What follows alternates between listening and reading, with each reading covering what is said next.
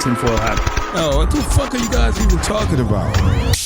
Global controls will have to be imposed, and a world governing body will be created to enforce them. Welcome to Tinfoil Hat.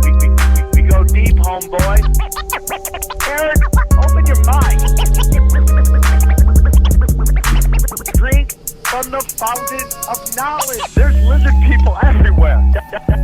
That's some interdimensional shit. Wake up, Aaron. This is only the beginning. Dude, you just blew my mind.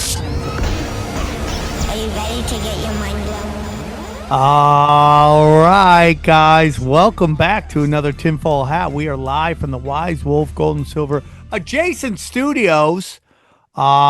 I think you guys are going to be excited. Also, we got a new studio coming. We can't wait for you guys to see it. Johnny and Xavier, mostly Johnny, has been working very hard on it, but I appreciate both of them for working on it, and you're going to see it by the end of the week. So excited by that, or you'll see by the time this comes out. So we're very excited about that. Joining us, I got a list, dude. He's a podcaster. He's an entrepreneur. He's a author. He's an investor. He helps people get out of their financial troubles. He's a witness to 9/11. Dude, the man has many hats, and we're glad to be here because he always knocks it out of the park. We're glad he's here, excuse me. So very excited to have him here. Please welcome back for another time of hopefully more times, Richard Grove. How are you, buddy? I'm doing wonderfully well, Johnny, Xavier. Nice to see you guys. And wearer of many hats. I'm wearing an Alex Jones hat, support InfoWars. Mentor back in the day. I don't want to jump too quick into it, but what are your thoughts on Alex Jones right now, Ozempic Jones? Well, I think he's been going through a lot of changes, right? But I just traditionally look at it, not the messenger. I look at the message. In the history of like InfoWars, back when I encountered them in 2002, 2003, their guests, their authors, their movies, all those things provided tangible handholds on the landscape where you could start to dig in and get the documents, ladies and gentlemen. So like I spent a long time getting all the documents that are even mentioned or in broadcasts like that, or films I watched, or other books that refer to other books. Like, if you read Zbigniew Brzezinski, he's right here somewhere. He's hanging out. Technotronic Era. You can go to a footnote in there and you can discover Professor Anthony Sutton, who then sets you free about the Federal Reserve, the Skull and Bones, the families that funded communism and the Nazis at the same time, and all this sort of stuff. And so Zbigniew Brzezinski's like, if you want to know about Soviet development with Western technology, the premier source is Anthony Sutton. So just like learning how to find the footnotes and all those sort of things. So like, messengers are fallible. We're all fallible human beings, but it's our legacy of what we do with our 168 hours every week that is kind of like the leave behind. And when they censored Jones off of YouTube, that's 35,000 hours or, 35,000 videos of authors and researchers and 9/11 evidence and Oklahoma City evidence and a whole bunch of stuff they don't want the public knowing about in the future. So I've always tried to like play backup. If you got center fielders going to catch a ball, I'm the right fielder running over behind Jones. It's like, I got the documents just in case they get lost or deleted. And so that's basically how I hold that. But I do think it's very important to save documents. If you're on the internet and you see something you like, screenshot it, download it, whatever you can, because it's 1984. Like, good luck finding anything about the New York City Police Department and Anthony Weiner's laptop. That has been wiped off the internet. You can't find any articles on that discuss any of that stuff. It's all gone. And I remember it, dude. I remember looking at stuff, and it even got even deeper on that.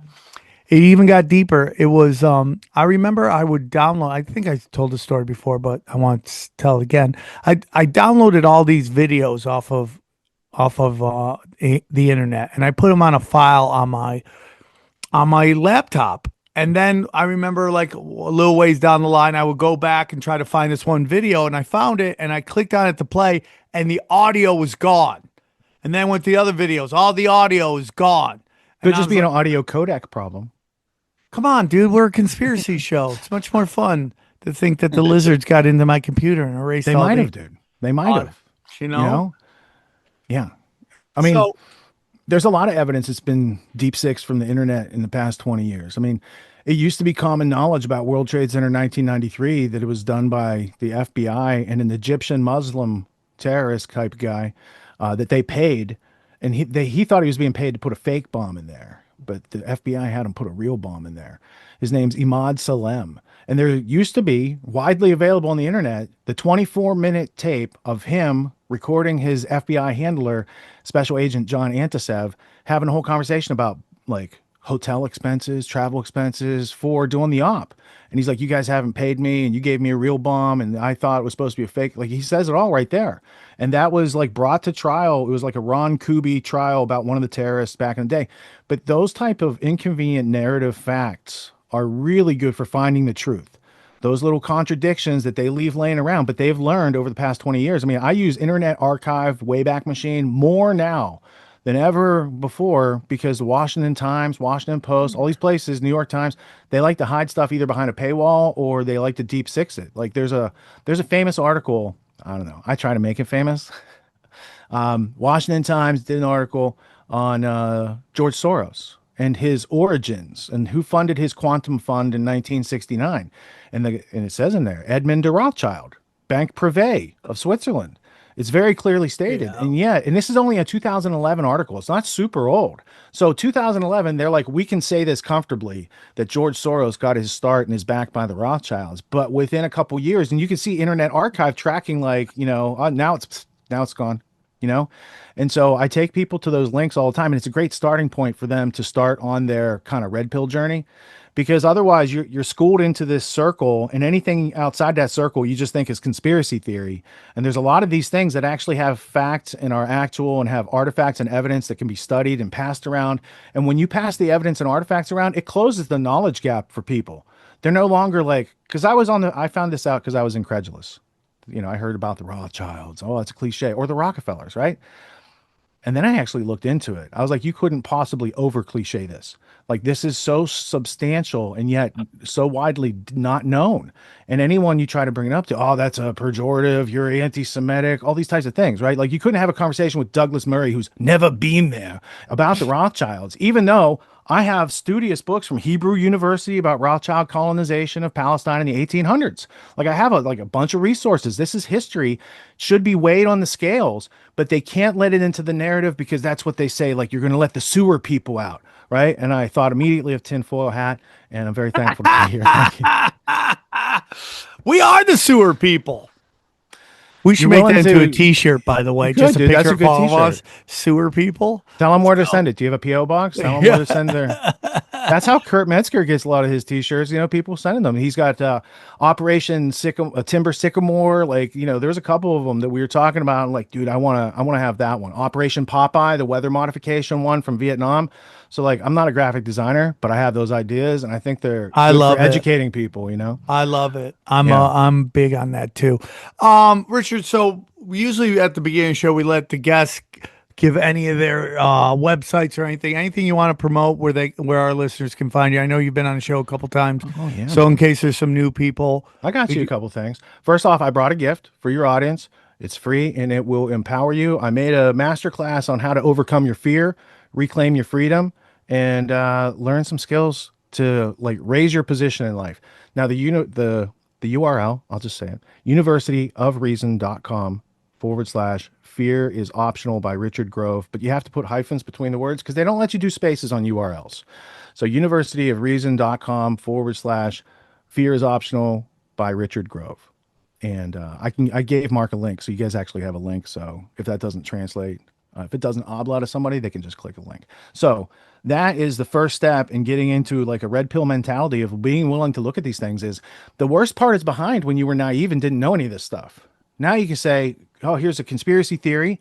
Is there any validity? Yes or no? What are the artifacts? What is to be learned and drawn from this? Or no, there's no evidence or artifacts. Dismiss as arbitrary, move on, because there are real conspiracies to actually be analyzed, studied, rectified. There's a lot of injustice that is built up over the past 120 plus years, specifically by a group of people who brought us 300 million dead people by government, democide. It was a 1996 University of Hawaii study that showed 300 million people were killed by their government, not even in wars, just killed by their governments. It's called the democide study. So learning these things and like who's behind such things, right? If you want to achieve world peace or ever like live as a free country again, we have to be able to demonstrate some courage and bravery, be bold, get over our fears, get over our learned helplessness, our negative self-talk, all these things that 15,000 hours of schooling indoctrinated really well into us. So like the fear is optional masterclass helps people self-liberate. And then once you self-liberate, be an autonomous, decentralized person out there doing good in the world, and the world's a better place. That's the idea. Yeah, and that link is below in the description, everybody. So please grab that. And then I do podcasts on Sunday nights, which Sammy has been on. Blessings. I need to have you on again, bro. Yeah, I'd love to do it. Can I have my booker contact your booker? Yes, or they can just hit me up. He doesn't book me. He does Okay, a great good. job. All Just right, hit me up. All right, good. He's sensitive. Yeah, Grand Theft World podcast on Sunday nights from 9:30 to like the wee hours of the morning. Last week we had Owen Benjamin and John Bound from InfoWars, and we were tearing it up. And we just analyze the week's news, but we give you historical context from all these things I have around me collected to use as tools to beat the New World Order's ass, if it has an ass. Yeah, I just did a wonderful episode with a very good friend of mine named Brian Callen, and his on. Yeah, we love Brian, and Brian has a Achilles heel, and it is his inability to understand that the powers that be, the masters of mankind, for a very long time, and we can even get into whether they're still doing it, which I do believe, have controlled the data flow, the information. And, back in the day before we're all self-publishing, whether it's content books or whatever it is, they controlled everything. It is my belief on why they hate comedians and they hate content creators, because like we have Hibbler. I work with Hibbler on multiple projects now, and Hibbler puts out like studio level content. Like it is like it could easily be put out by HBO or Netflix. The stuff that he puts out, that's their biggest fear. Yeah, democratization of technology is now in the hands of smart people. Go ahead, please. Yes, but it's just that when they want to shut down the people that don't need the banker money to create art. Forever, banker money was in complete control of all art being produced at a high level. I mean, this P. Diddy trial is just dudes giving up their cheeks for the opportunity to mumble rap, and it's just like that's where we are right now. And that is an old style, and that's why they're kind of freaking out. What I want to get into you before we start getting into everything you want to talk about is this Pelletier stuff. We just did an episode with Seven Seas. It was a great episode. Oh yeah. I just don't know. Like even with Brian the other day, I go, "What's your thoughts on Pelletier?" And he didn't really have an opinion on it because he hadn't heard a lot about it. And it gets into again like these tech gods have created these algorithms that just silo us into. This is the information, the only information we're getting, and we think that is all the information. And it's really not. It took me forever to get my Instagram algorithm to stop showing me tits and ass all the time. Now it's just great conspiracy videos. Now, but before it was just tits and ass, tits and ass, tits and ass, which I didn't like until I didn't like it. I liked it until I didn't like it. What are your thoughts on all that? All right, so I want to address the Brian Callen thing in a minute, but Palantir Technologies. First off, what is a Palantir? Does anyone know here? Isn't it some from Lord of the Rings or something? That's right. And what does it do? I don't know what it does. It lets you see the future. Oh, shit. What is an oracle? What does Larry Ellison do over there? He sees the future. Oracle is something that sees the future. So there's a huge history behind this. So I'm going to take you over to my history blueprint. As I learned these things over the years, I started making a visual model. One of my favorite artists was Mark Lombardi. Did you guys have Arthur Kwan Lee on? He's an artist. Yes. Yeah, okay.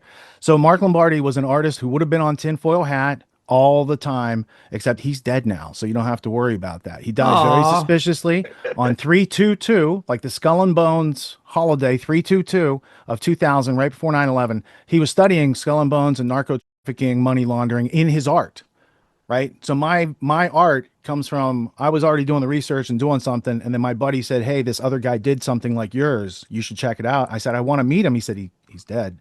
He had just died like a year before, and I was like, okay. So what I'm going to show you is is prolific and shareable and links to the internet evidence, whereas the drawings that Mark was doing was just pencil on the wall. So this is like a next evolution in homage to an artist who passed before his time. All right, so over here we got Palantir Technologies. It's funded by In-Q-Tel. It's a project of CIA and GCHQ, which is the British NSA, which is 50 years older than our NSA. Who created our NSA? Yep. Okay, so the British have a system called the double cross system. It started in World War II. They call it the 20 Committee. It's 2 Roman numeral X's. So we called it X2 in America. That were the Americans working with the British. They over there called it the Double Cross Committee, the Double Cross System. And there's a famous book by the guy who ran MI6 called John Cecil Masterman. He was the leader of MI6 during World War II. He wrote a book called The Double Cross System, in which he said that the British knew about Pearl Harbor and didn't forthrightly warn America because they wanted us to get into the war. But let's go back to Palantir, because that's an interesting part of this whole Anglo-American establishment plan. Now, when you get into In-Q-Tel, these are technology companies being funded by CIA and other of the intelligence agencies out there. Maybe have a little Israeli money in there. But Eco Health Alliance had something to do with In-Q-Tel getting some funding, right? So the whole thing that just happened with the pandemic, there's a linkage there. But really, Palantir is part of a larger idea that I would call, from history's sake, technocracy. This movement starts back in the 1930s at Columbia University. Now, when you guys hear Columbia University, from now on, I want you to think King's College, New York, because it is part of the British education system. All the Ivy League schools, Harvard, Yale. Yale is the East India Company's outlet here in America. Harvard, kind of the same thing. So they're training our ruling class, what they call a Mandarin class, from when they conquered China with opium over the years. They came back and put it on us. So now they've got this idea called technocracy. So it projects a future where it's ruled by algorithms and authoritarians. There is no currency. They change over the markets. And that's kind of like what they're on the verge of doing right now, because you see all these destabilizations going on. What do they have planned next? Well, there's a long history to it. So if we climb down in technocracy, there's Agenda 21 and a whole bunch of other things that come out of that. But mass surveillance is a huge part of that. Now, the idea of a panopticon was created at the East India Company under Jeremy Bentham. And he worked there and he created what he called a panopticon. It was a prison where everybody thought they were being watched all the time. Yes. Right? That's what they're doing with the technology and the social media and the phones and all this other stuff, right? It's a digital panopticon, which I'm pretty sure is also a Grand Theft World title episode. So panopticon is an idea that's cooked up by the East India Company. There's a bunch of guys from East India that had deleterious ideas for our freedom. Panopticon, that surveillance state that I was showing you, that comes out of Jeremy Bentham, and we could go into the whole history behind all the other things that are like legacies of that.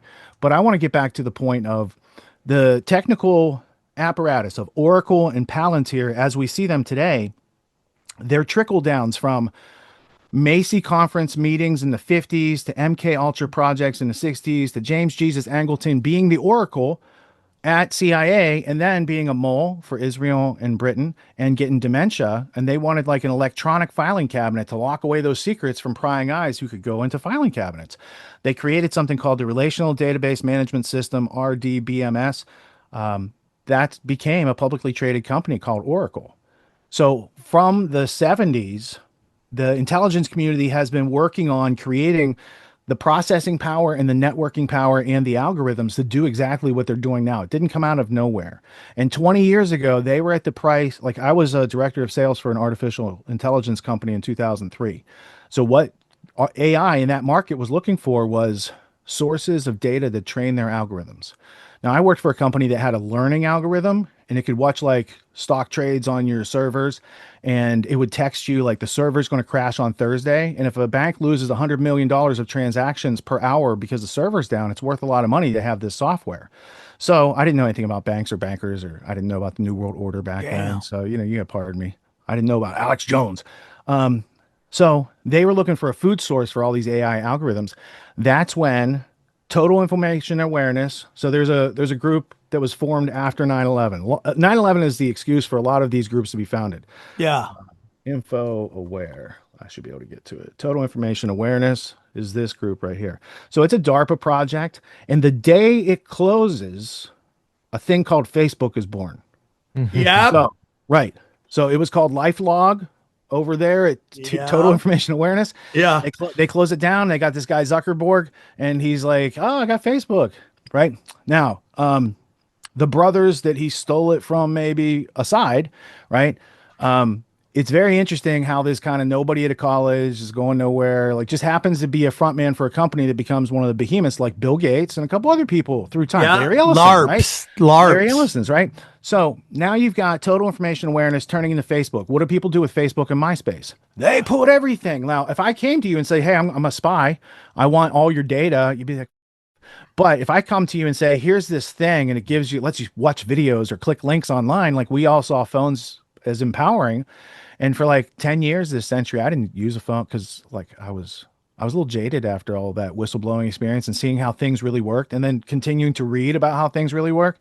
I was like, I'm not going to give them that extra data. Facebook's not going to make an avatar about me because I'm not on Facebook. And then I found out through the Social Dilemma movie that they actually have an avatar, even though I don't use Facebook. They have one waiting for me to come over there. Because everybody tags you in it stuff, and they assume you're someone's wife. You're a person. They just don't know who you are, but they know that so and so has a cousin that's always at these events, and that's you. That's like a takeout order that hasn't been picked up yet. They're just waiting. Yeah. It's on the shelf and it's cold. Yeah. Yeah. So Zbigniew Brzezinski has this book. I think he has a couple books. One was called The Choice, but he wrote one like 20 years earlier. America and USSR divergence or convergence, meaning should we go away from the Soviet system or get in bed with the Soviet system? And the wall hadn't fallen yet. So this is the heyday of like the separation and the segregation. And Brzezinski started writing papers on the Eastern Bloc in the early 60s. And then he got picked up by the Rockefeller brothers, and they're like, "Hey, we want to hire this guy to do work for us." So just like Kissinger, like David Rockefeller gets Brzezinski, Nelson Rockefeller gets Kissinger, and together they have the bookends on American statecraft, right? So most people know Kissinger, fewer people know Brzezinski, but Brzezinski did Operation Cyclone and worked with Osama bin Laden and a whole bunch of other stuff. So Brzezinski is also staunchly anti-communist, and he was married into like the Polish prime minister's family, Edward Benes. So he has this interesting background. He's staunchly anti-communist. He starts writing about the other side, and he said at that time, the Stasi, which was the East German secret police, which were notorious. I forget what the movie was. There's a movie a couple years ago about the spies are living in your ceiling, literally like listening.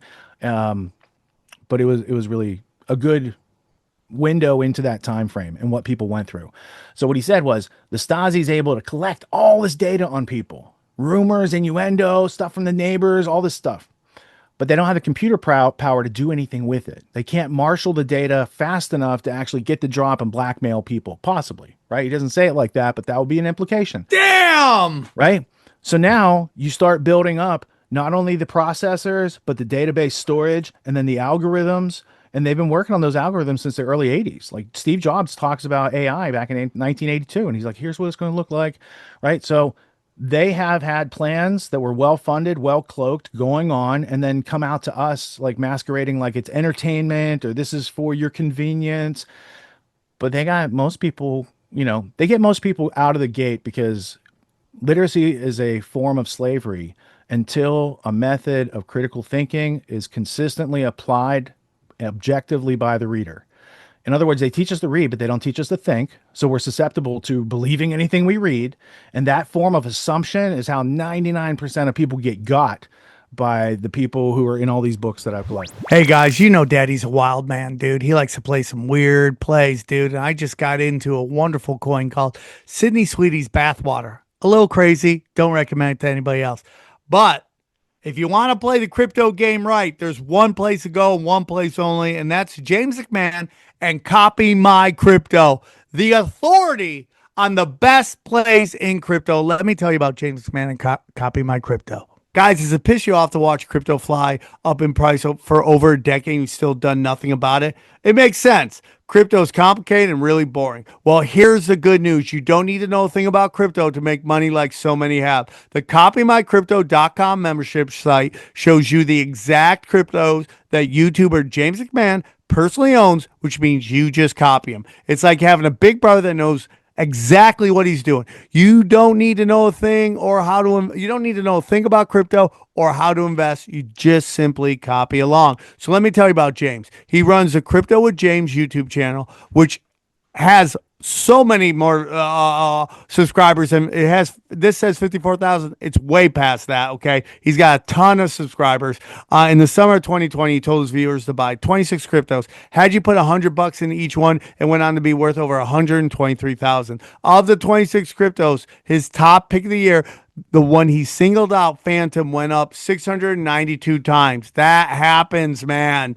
That one call alone has retired a number of people, including guys in their 20s and 30s. Remember, this is public knowledge. You can go to YouTube and verify yourself. So if you'd like to join the over 2,800 members who copy James, then pause what you're doing and head over to copymycrypto.com/tinfoil. That's copymycrypto.com/TFH. Okay. You'll not only find proof of everything I've said, but our viewers get full access for just $1. Yes, you missed out on crypto. Buy a little bit here and there, buy a little bit here and there. But there's over 2 million other cryptos. Do you really think you miss out on all of them? Nope. Guys, don't waste time. Go to the site and read it. Once again, that's copymycrypto.com/TFH. It's ended money worries for so many. It just may do the same for you.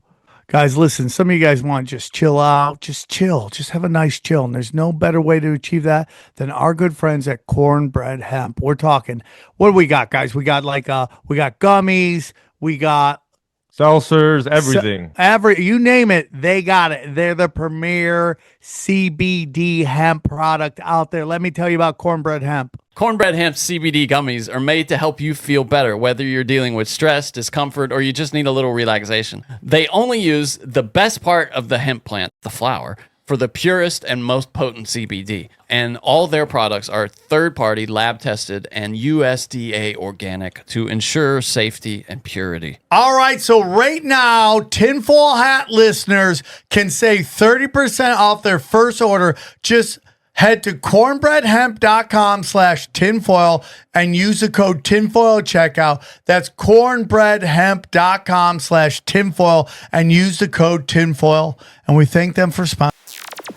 So the Glenn Greenwald story comes out. We had talked about it on Broken Sim. Do I want to know about it? Because I missed it. And I've heard people refer to it, but I'm not gonna. We won't get into specifics. Right, I don't want to. okay. I don't want to. I just heard there was kink involved, and I was like, I don't. We'll say gay kink. Gay kink. Okay, well, not surprising. You we don't want to ruin your purity. So, I watched it again. I'm somebody. As long as you're not hurting people or stealing from people or hurting children, I'm not going to get involved. I have a lot of problems in my life. Consenting adults, You did watch it? No, you said again. I saw the stuff. No, if you read the transcript, you said I watched it. I thought you. No. I didn't watch it. I saw what everyone saw, just his weird face. I didn't even hit the play on that video. I just saw face looking up, and that's all I saw. But for me, again, I don't care what consenting adults do. There's a whole argument, it bleeds in everything they do. Okay, that's another discussion. But there's part of me that thinks it's a psyop as well, and that there's always been this talk of Glenn being more involved with things than people know, that his interceptor was a honeypot for the elites to know who's doing all this. I don't know. I'm just saying it. Is there any, I know you didn't look at it and maybe you haven't studied it, so I don't know if you can, give a take on it, but I want to know, do you think there's any chance that it's just a humiliation ritual to not destroy him, but to kind of blow him up even more? 45% chance. Yeah. All right, so here's my questions, because this is the same analysis that we could do on any story, right? There's a video, it makes certain claims, it's inconvenient to his future, allegedly, right? But it's also like, what does he speak out against, and what's going on over here, right? Who might want to apply some pressure to Mr. Greenwald? Now, what type of pressures have been applied to Glenn in the past? Because I'm familiar with his work, and I would like to treat this as like, there's the message and the messenger. So we're going to set his message aside, which I often agree with, and we're going to look at the messenger, who I don't know too much about, but I heard he moved to Brazil with like his boyfriend or his husband a long time ago, right? So he founds the Intercept, which at the time was like avant-garde, cutting edge, like whistleblower type stories, right? The allegation that it could be a honeypot Sure, because if WikiLeaks really wasn't a honeypot, you would think they need a honeypot out there. But maybe when it's created, Glenn doesn't know that it's a honeypot because he's a legit dude. Let's just say that. Maybe he works with some people who know it's supposed to be a honeypot, and at some point they push him out, just like they pushed out O'Keefe over at Veritas, right? They've got some people speckled. They got some people speckled around that are like, hey, if he gets out of line, just push him out. Right. So that has gone on in recent memory, and O'Keefe is in the process of taking it back over at Veritas. So now you've got this idea that Greenwald is pushed out by Scahill et al. At one point, right? And then Greenwald opens his Substack and starts becoming very successful with, like, you know, having his own direct communication with the audience, not having YouTube as a proxy, which is a smart business move.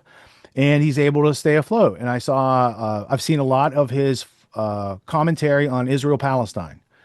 And so I'm always trying to, you know, is there a report or some evidence that I can glean from his reporting? Because that's what he brings to the table that's valuable, right? His opinions, not so much. Other color commentary, not so much. But if he's bringing, you know, and he's been known to break stories and things like that in the past. So he is one of many people whose work I have found useful in selective cases where I've interacted with it, right? I can't speak for his work overall. I'm sure we would disagree on a few things because I'm more of a libertarian philosophy, and I'm unclear on his philosophy of freedom. I'm a 21st century abolitionist. I recognize slavery in its multiple forms, and I studied and reverse engineered, like, how do they do that to us so we can liberate ourselves? Well, you implied there, or maybe you didn't, that Jeremy Scahill was involved in, like, He's the remaining. Well, okay. I know that his political bent is a little bit more traditional media. Right now, I got a Scahill book over here because he wrote the book on Blackwater. I'm pretty sure back in the day. Yeah. You know, that was very useful information. But then you learn about, like, the right-left political circus, right? So when I got into all this stuff, W. Bush was in the White House. Yeah. And the guy I sued for my whistleblowing, the guy who owned the company, which is now Dell, by the way, because it was called It was called EMC, but EMC got bought by Dell. It's the biggest tech merger in history. So the guy I was suing was a billionaire founder of EMC who was ambassador to Ireland for Bush, and he was Cheney's biggest fundraiser. But I didn't know any of that when I blew the whistle. I just knew they were ripping people off, like at a publicly traded company, infiltrate that company, do black book type stuff on their accounts, and be able to not get caught for it level, which could be very catastrophic to our whole economy. So I not only risked my career, I lost my career. I sacrificed my multi-million-dollar career to do what I knew was right. And regardless of the fact that that game is rigged, and I learned about it over 6 years. Oh, yeah. Yeah. You know, so I was able to have a personal revolution and outgrow that status quo and learn a whole bunch of things. I mean, I probably spent, if we're in school for 15,000 hours, I probably put 15 or 20,000 hours into unschooling myself and learning what is the actual evidence of this reality as opposed to what they've told us about it. And I was able to ask questions and follow that through to my knowledge and answers and understanding. And that's what learning is really about. So they took that away from us to create the school system. They broke the education, and you could tell out there. Right. Remember 20 years ago, Rogan had that joke in his stand-up act on what was the DVD back then? I think we can go dumber about Bush, and, you know, how he was like at the grocery store line one day and someone called him sir, and he's like, holy shit, I'm an adult. Like, nobody knows what's going on here. Like, they groomed our society to be incompetent dads like Homer Simpson and the Family Guy. Like, dad's a joke. He can't get anything done. He's a slob. He has no respect for himself. The mother is the one, and it just matches the Democrat agenda. So what they have is they've got politics embedded in our culture so much, and that's not what you need to worry about, red team, blue team. You just need to know about freedom and slavery, and then you see both these teams are probably trying to the drive-through. Pardon my Pesciese. How dare you? Pesciese. No. So yeah, I'm into that. So, you know, I've been very blessed since I was a young man. I went on my own. You know, I mean, we can get into psychology of that. I got cut very early from my basketball teams. I thought I was better than a lot of the guys on it. Probably wasn't, but at the time I thought that. So I always thought nobody gets me. So from the start in comedy, I basically created the Las Vegas comedy scene.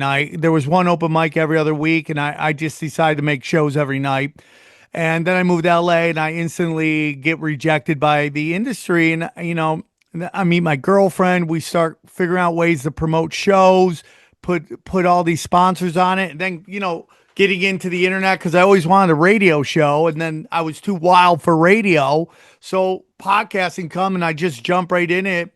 And then it hit and I'm like, this is what I'm built for, dude. You know, like having no system around. I'm just gonna continue doing what I'm doing.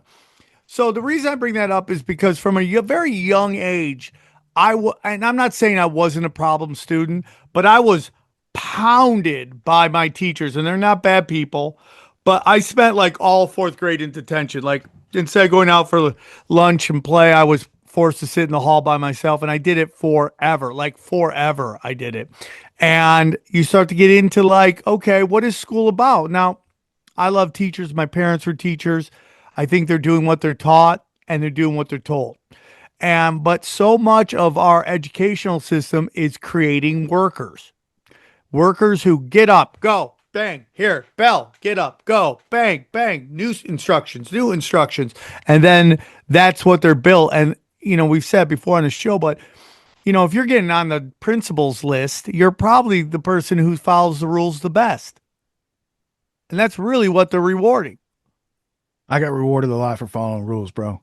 I never had detention. I'd stay after school to do extra credit. So we'd see each other in the hallway and you and I would be friends. Yeah. But we were staying after school or going on a weekend for different reasons. I'm taking statistics and debate on Saturdays and like you're like writing on 100, you know. But to your credit, I think that your position is more intelligent. That's a more intelligent reaction. And I excelled at school because that's what I thought I was supposed to do. I thought that was the path. That. I thought that was the path. Like, do good at this and you'll be successful in life. And I was probably halfway through college when I discovered that's a bunch of bullshit and it's not going to work out. What's my plan B?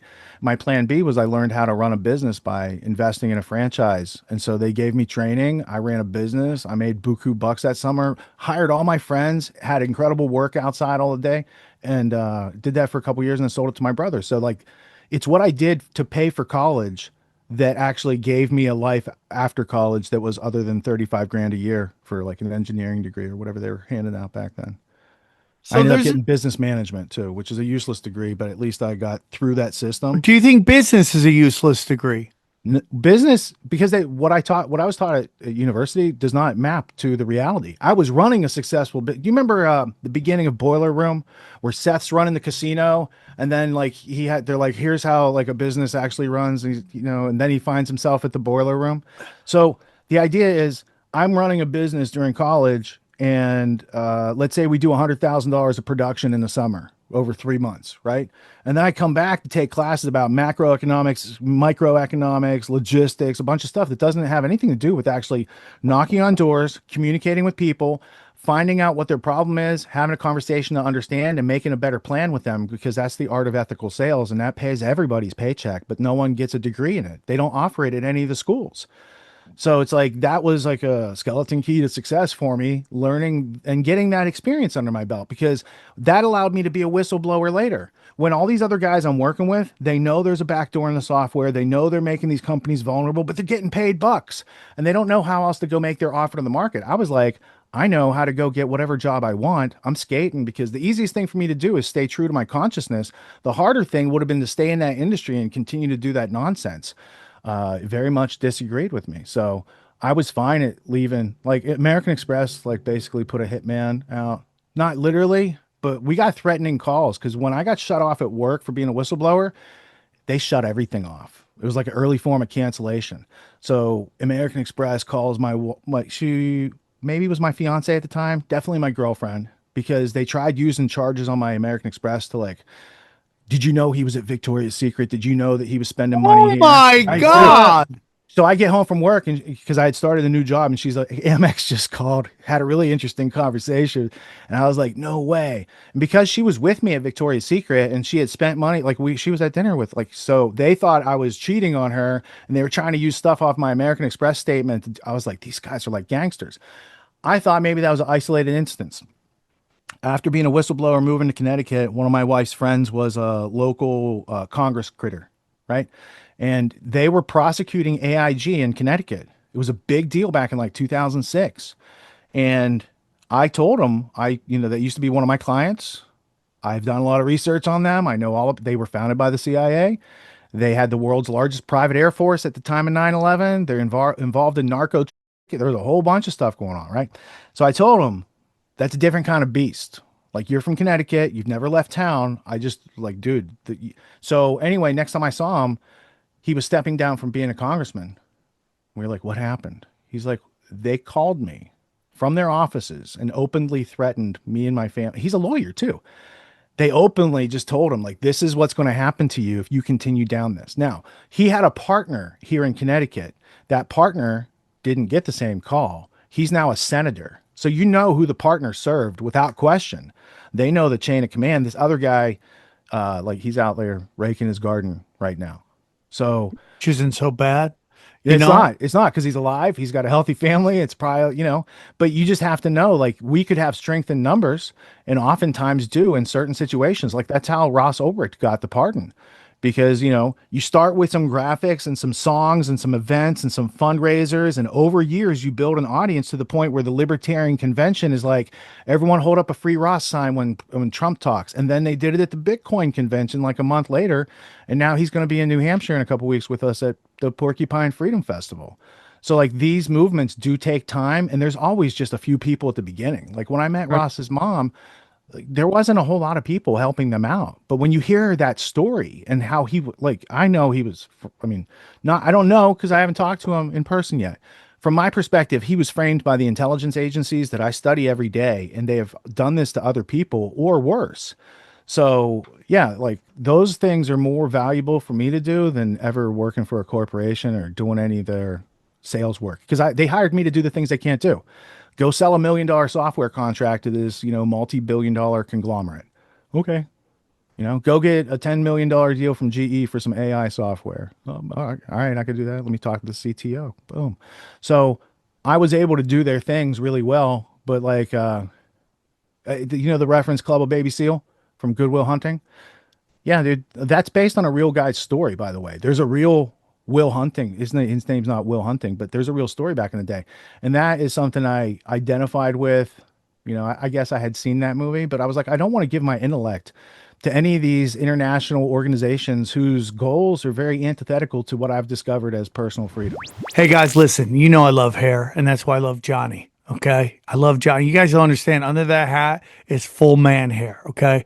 Manly man hair. He just strokes it and women get pregnant. That's how it goes. Not all of us are blessed like that. I have a little thinning going on. Some people call it a crop circle. It's up there. Okay. That's how it goes. All right. But now I know there's something I can do about it, and it's our good friends at Hims. Let me tell you about Hims. Hair loss doesn't have to be your thing. There's technology out there, and there's no better place to go for that technology than our good friends at Hims. Let us tell you about Hims. Hims provides you with convenient access to a range of hair loss treatments that work all from the comfort of your couch. Hims makes treating hair loss simple with doctor-trusted options and clinically proven ingredients like finasteride and minoxidil that can regrow hair in as little as 3 to 6 months. Choose from personalized chewable, oral, spray, and serum treatments to find what works best for you. The process is simple and 100% online, so you don't have to deal with uncomfortable doctor visits. You just answer a few questions, and a medical provider will determine if treatment is right for you. And if prescribed, your treatment is sent directly to you for free. No insurance needed, and one low price covers everything from treatment to ongoing care. Hims has hundreds of thousands of trusted subscribers, and they can help you get your confidence back too with visibly thicker and fuller hair. So here's what we need you to do, man. Start your free online visit today at hims.com/tinfoil hat. That's HIMS.com/tinfoil hat for your personal hair loss treatment options. hims.com/tinfoil hat. Results vary based on studies of topical and oral minoxidil and finasteride prescription products, require an online consultation with a healthcare provider who will determine if a prescription is appropriate. Restrictions apply. See website for full details and important safety information. Hey guys, real quick, I want to take a quick break, tell you about all the dates I got coming up. I am back on the road. Go to samtripoli.com/events.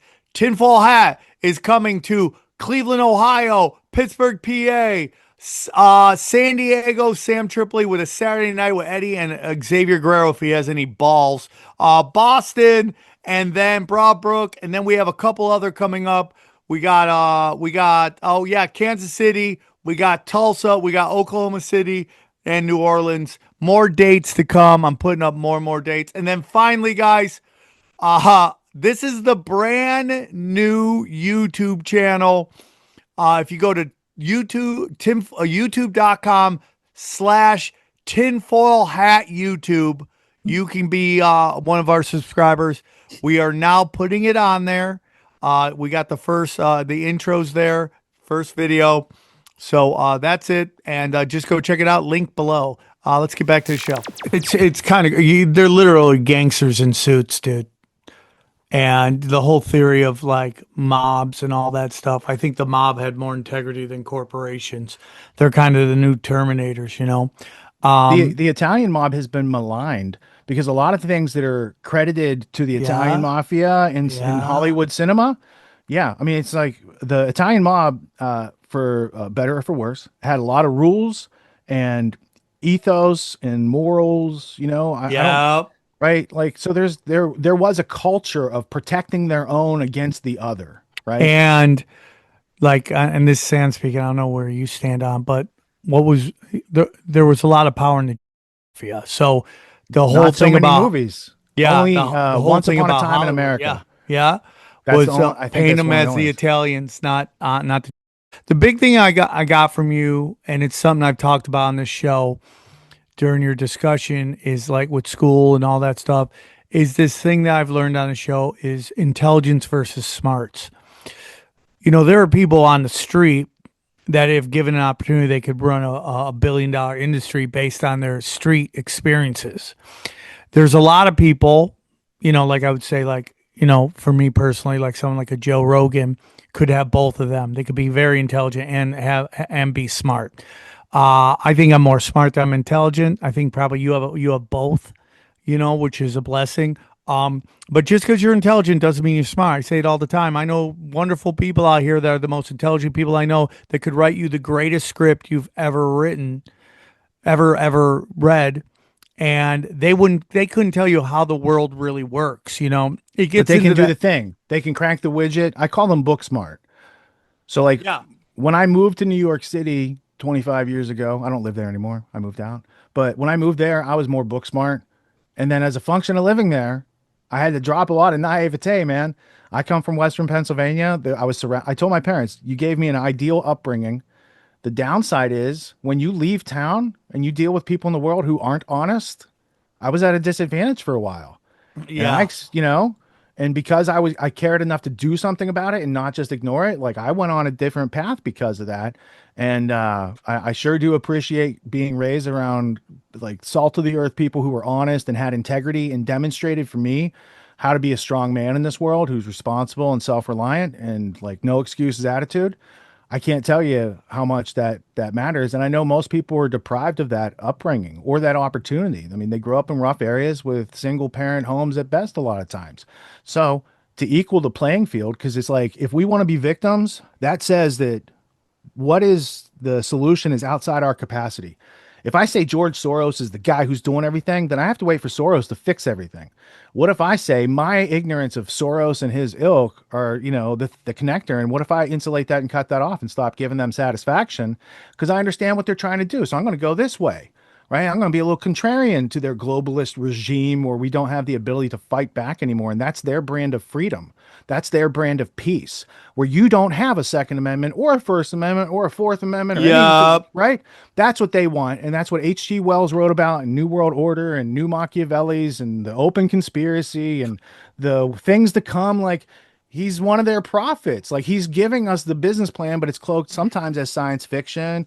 But, you know, there's just so much evidence on the landscape that people could wake up in greater numbers so fast if, you know, and it catches like fire, intellect does. So people getting smart, wising up, all these types of things, I think are all like, that's 2025 to 2030 right there. Because of that, they're going to try to pull the rug out. They're going to have another pandemic. They're going to have an economic upheaval. They're going to have a World War III. They're going to have UFOs and aliens, bro. Can you believe that's in the news? It is so like there's taking your podcast material, right? They're taking you and AJ. I was just talking about that today. TMZ's like, we have footage of a fifth plane. I'm like, TMZ's in the conspiracies now. Right. Right. You are so cutting edge that they are downstream from culture. You guys are not infecting culture, but you're pushing it. You're providing a vaccination of information at a much needed time where otherwise people just believe what they see on mainstream media. And I know I did for years, and I've studied it.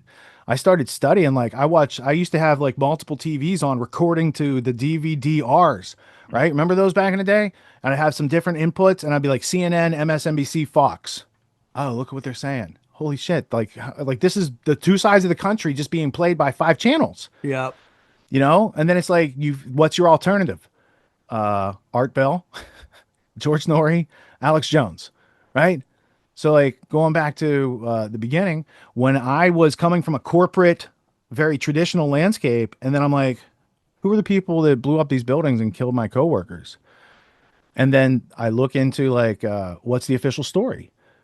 And then you ask a question, who wrote the official story of 9/11? Philip Zelikow. What was his degree in? Like he's trained in creating public myths, not investigating terrorism events.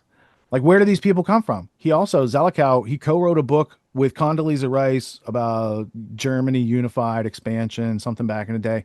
So they're like part of the neoconservative cabal that had been infected in American government since the 1970s, when Cheney and Wolfowitz and Rumsfeld, they all got into the Nixon administration. That whole Nixon administration is just the people who were benefiting from the Bushes and Harrimans funding the Nazis. Yes, man. It's so crazy. Yeah. Nobody sees that. Yeah. We have people I love that get a lot of stuff and they can't come to grips with that the U.S., the Western bankers, the Aryan bankers funded the Nazis. They can't come to grips with it. And that the Nazis were the Bolshevik version of Germany. Not only that, but the Bolsheviks were funded by American International Corporation, which was many of the same people from Federal Reserve. And that's like page 1 of an Anthony Sutton book right there. So when people start to realize, like, Kennedy was killed, who were the people who presided over it? Well, there's MI6, at that time, Mossad, and CIA. And what did they all participate in? Redrawing the maps and creating new narratives after World War II. Yep. And once you do the narrative for World War II, they've got America like, hey, if you say anything against us, we're going to tell everybody about the narratives that, you know, there's some narratives cooking there. And I know because I have a book called Psych War, Sykewar by Daniel Lerner. And he documents that the first Western troops into a lot of places in Germany were psychological warfare. And when you get into the WHO, it's William Paley, who later is CBS. Charles Douglas Jackson, C.D. Jackson of Time Life, owning the Zapruder film later, right? And Nelson Rockefeller. So when Nelson Rockefeller is working in PSYOPs during World War II, and then just a couple years later, I have the book here. Just a couple years later, do you know the story of how Nelson Rockefeller was blackmailed for his UN votes to create Israel as a No, state? let me hear this. All right. So to set this up, well, that's the wrong button. Play this. All right, here we go. This is a book called The Witness Tree. It is written by John Loftus, who is a Department of Justice attorney whose work illustrated how Nazis were brought to America by the British and Americans. He wrote a book. So Loftus is a legit researcher with U.S. Justice Department clearance, cosmic NATO clearance to see all the documents, cosmic level security clearance to go in the 24 acres of Suitlands, Maryland, and the underground vaults, all the stuff. He says it's like Raiders of the Lost Ark. So he gets this research, but he doesn't know, like, how am I going to tell people about this important story? So he gets a Canadian who's a novelist named Brendan Howley. And they write this book, and in the first part of the book, it talks about how the Dulles brothers killed Eleanor Dulles' boyfriend because he was, this is a WASP establishment, and you can't be doing that in this family. So that's interesting evidence as well. And then there's a story here at the end about Nelson Rockefeller, but more interesting are the end notes. So if I go to the afterword here, postscript, these are all the facts, and I can zoom in. These are the facts from which the stories were made, right? And on this one, it says this story came to us from the guy who, the Nelson Rockefeller story came from the guy who founded Mossad, okay? His name's Reuven, R-E-U-V-E-N, Shiloah, S-H-I-L-O-A-H. So Reuven Shiloah contacts John Loftus, and he tells him this story. Now, here's the story, because I don't want to... This book is impossible to get in America. I know. I'm looking for it right now. I can't get it. Candace Owens covered it a couple weeks ago, which made it way harder for people to get it. But I was glad that like that story's getting out there. So here's the story. It's like, is it November 22nd, 1947? Yes. Okay. So the date that Kennedy's killed, but a couple years before he's killed. So November 22nd, 1947, these two, so before Israel's founded, they had the Irgun, Haganah, and Stern Gang. Those were the militant forces that participated in the King David hotel bombing, for instance. So you got two Haganah, like Mossad doesn't exist yet, so it's Haganah agents. Two Haganah agents go to Rockefeller Center. Now, when they go to Rockefeller Center, Nelson Rockefeller's offices are there, Universal Studios, whatever the other things they have there. They have all those stages and places where they film stuff, right? But also British security coordination. MI6's double-cross system installation for America is located at that time in Rockefeller Center. So now these two Haganah agents, they go upstairs in the elevator and they walk down the hall to Nelson Rockefeller's office and they have an appointment and he sees them in and the one guy sits down and the other guy throws his dossier on Rockefeller's desk and he sits down. So they say, look, this dossier contains certain information that you wouldn't want the public to be aware of, and it involves the Rockefeller family funding the Nazis. By this time, I'm not sure, but this is an adjacent, similar tangent. Richard Nixon, who was a lawyer for the Navy, discovered the Rockefeller family's funding of the Nazis, and he went to Allen Dulles and said, I'm going to, prosecute your boss or whatever. And then Allen Dulles was basically like, let me fund your campaign for vice president. And then he became vice president under Eisenhower, who was part of the same right under the psychological warfare group that Eisenhower ran with C.D. Jackson and Paley. So he becomes part of that infrastructure and then they burn him in the 70s, right? So let's go back. Oh, shit. These two guys sit down, they throw the dossier there. Rockefeller he's got a scotch, he opens like these details, because I was like, where'd you get the details? But since the source is the guy in the meeting who founded the Mossad, then I have to reread it and take the details seriously. The way he says it, Rockefeller opens the dossier, he starts looking through it, he closes it, he walks over to the window, right? He gets up, he walks over, he goes, yeah, it's not his first time being blackmailed. So he goes, you tell Ben-Gurion he can either have his blood or his country. And here's what I mean by that. Nobody's going to see this document ever. No one's ever going to see this ever. And none of the real bankers from World War II are ever going to be prosecuted. If you want my Latin American votes, I think he had sway over 26 votes for this UN vote that made Israel and recognized Israel as a country. This is like a couple days before that. So he says, you can have the votes, but here's my terms and conditions. And he gives Ben-Gurion an ultimatum. So the two guys go into like an office and they call Ben-Gurion and they come back and they've got a deal. And now a couple days later, they have the UN vote and all these Central American countries are all of a sudden all like, want to remove the indigenous people from Palestine along with the Eastern Europeans who moved there. So it's a really interesting story. It's much more highly detailed than that. But the fact that the source is the founder of the Mossad and he went to Boston to meet with John Loftus to be like, look, here's something that people should probably know about. Now, what are his intentions of telling Loftus that in the first place? I mean, it matches up. It corresponds to a whole bunch of other pieces of evidence that already exist independent of his story. He's not making out that Rockefeller, funded the Nazis, benefited from the Nazis. Like they funded the industrialization before the Nazis could even take power. The Harrimans and the Bush family were involved. This is Prescott Bush back in the days of Brown Brothers Harriman, but they were part of the original American International Corporation that was like the robber barons going around reshaping the world in their image. The robber barons got done building railroads in America and Europe, and then they said, let's go build them in China and Russia. That infrastructure became the communism of 60 million people dead under Stalin, 50 million or whatever you want to say under Mao. And Mao is David Rockefeller's most proud project. And Brzezinski ran Pol Pot, and these industrialists, robber baron tycoons are flying into Soviet Russia, meeting with Stalin the whole time. That's where the Koch brothers' dad got their money. So there's a whole crazy, dude. People have no clue. So there's people that funded the Nazis and they're being blackmailed over it. That turns into when they kill Kennedy and other people were involved, they can now drop a dime on anyone in our government and be like, look, we'll show people how you participate in killing of your own king. I'm sorry, that's a ritual. Sorry, that's a ritual thing. Anyway, then the people who knew about that, when by the time Nixon comes around, that's what Watergate's all about. There was no, not Mary Baker Eddy. She's different. Mary Meyer, kept a diary of all this stuff that her husband was involved with because he was with X2. He's with the Anglo-Americans. She had this diary. Then she lived in Georgetown. They're all called the Georgetown set because they all kind of lived in the same area. Quigley's part of this too. So Mary Meyer, Cord Meyer is an operative. This is his wife. She gets JFK high on LSD. She's talking to Angleton and she's like, yeah, I got a diary. And next thing you know, she's brutally tortured and murdered and left for dead and all these sort of things. That diary disappeared in the CIA, the Oracle at CIA, Angleton. He wanted that dossier back or that diary back.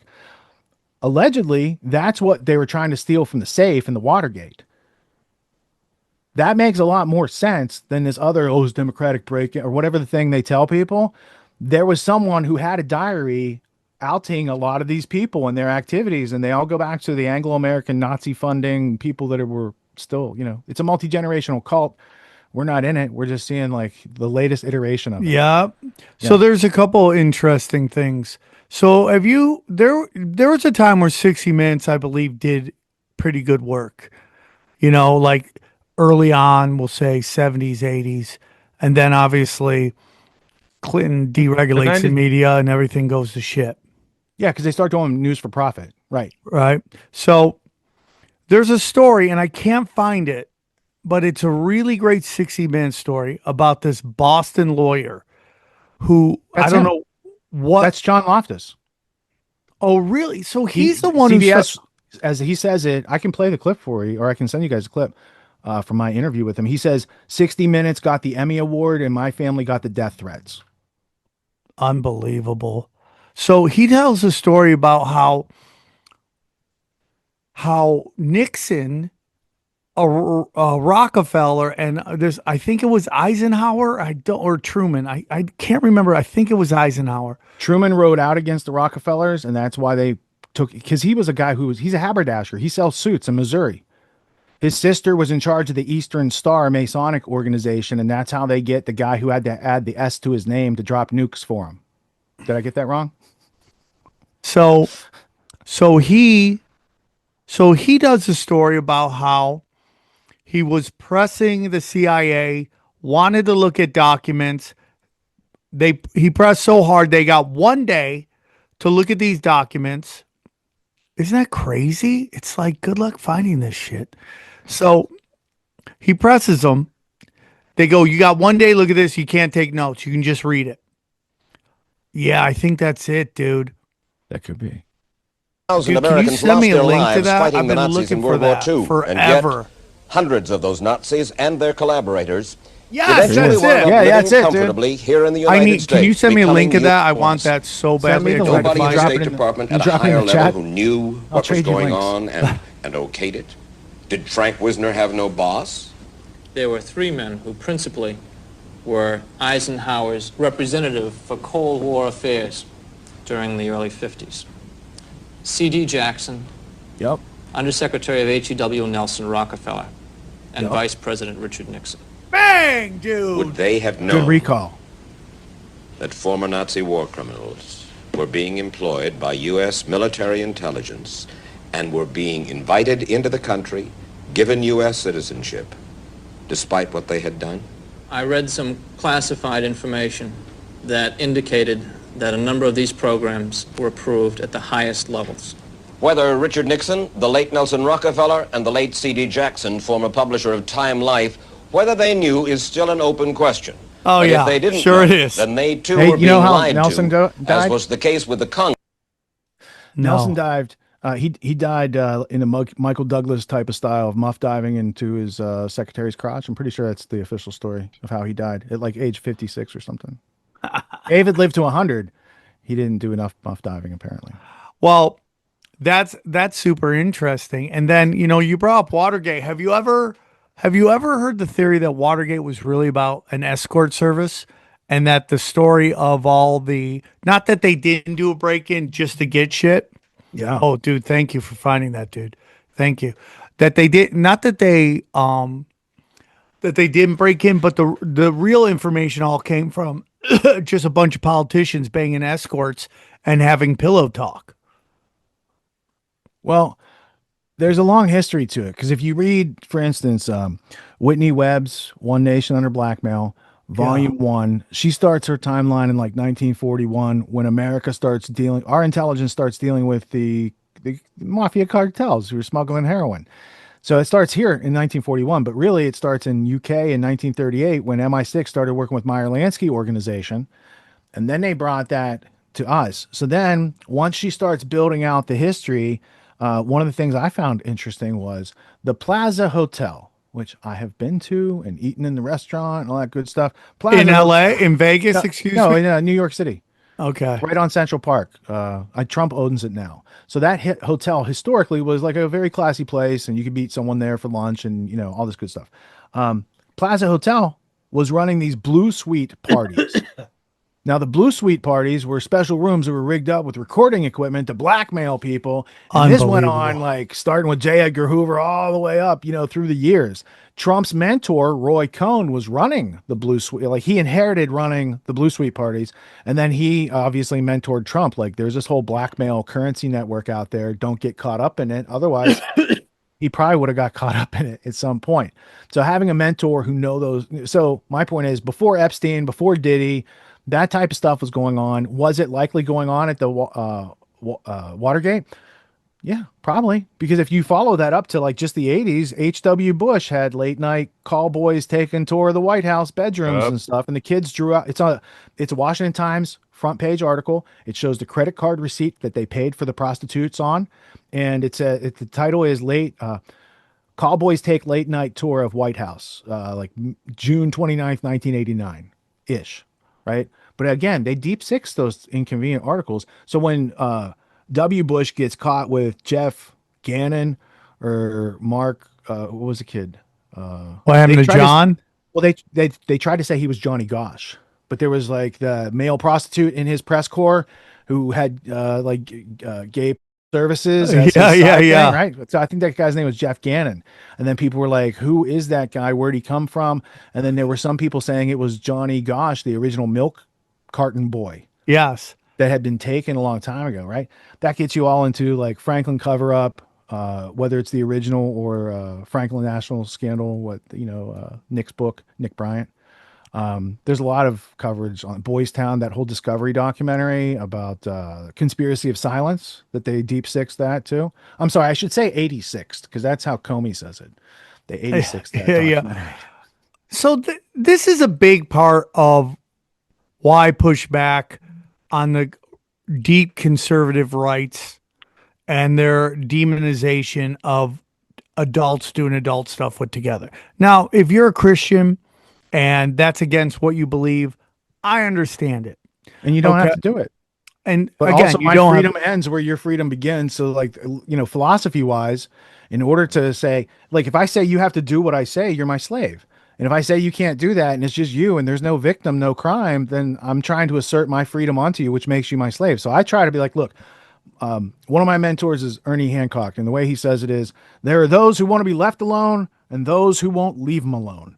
Right. And so his show is for like us trying to stay insulated from they, them, those who would like to take away our freedom. They exist. They have always existed. How can we empower ourselves to live a lifestyle of liberty and freedom during our lifetime? We only have one life. I can't wait for the New World Order to go past its expiration date and then live carefree. I need to learn how to be happy and productive despite all this noise and just focus on the signal. I'm so with you on that. And it's just like, it's just culture wars. And whenever the society kind of swings one way moderate, one way, the other way moderate, the other side comes out. Like if we start to go, hey man, I feel like there's this kind of cultural movement to a little bit more conservative. And even though I'm not a conservative, I have some conservative beliefs. I'm pretty much a live and let. what was the Bill Maher joke back in the day? Like, I'm conservative when it comes to money, and I'm liberal when it comes to prostitutes. Yeah. Basically, it's like whatever adults want to do with other adults. I'm not, because I have so many problems in my own life that I can't waste my time regulating other people. And everybody wants deregulation until it comes to things that you don't like. It's the same thing with Marxism.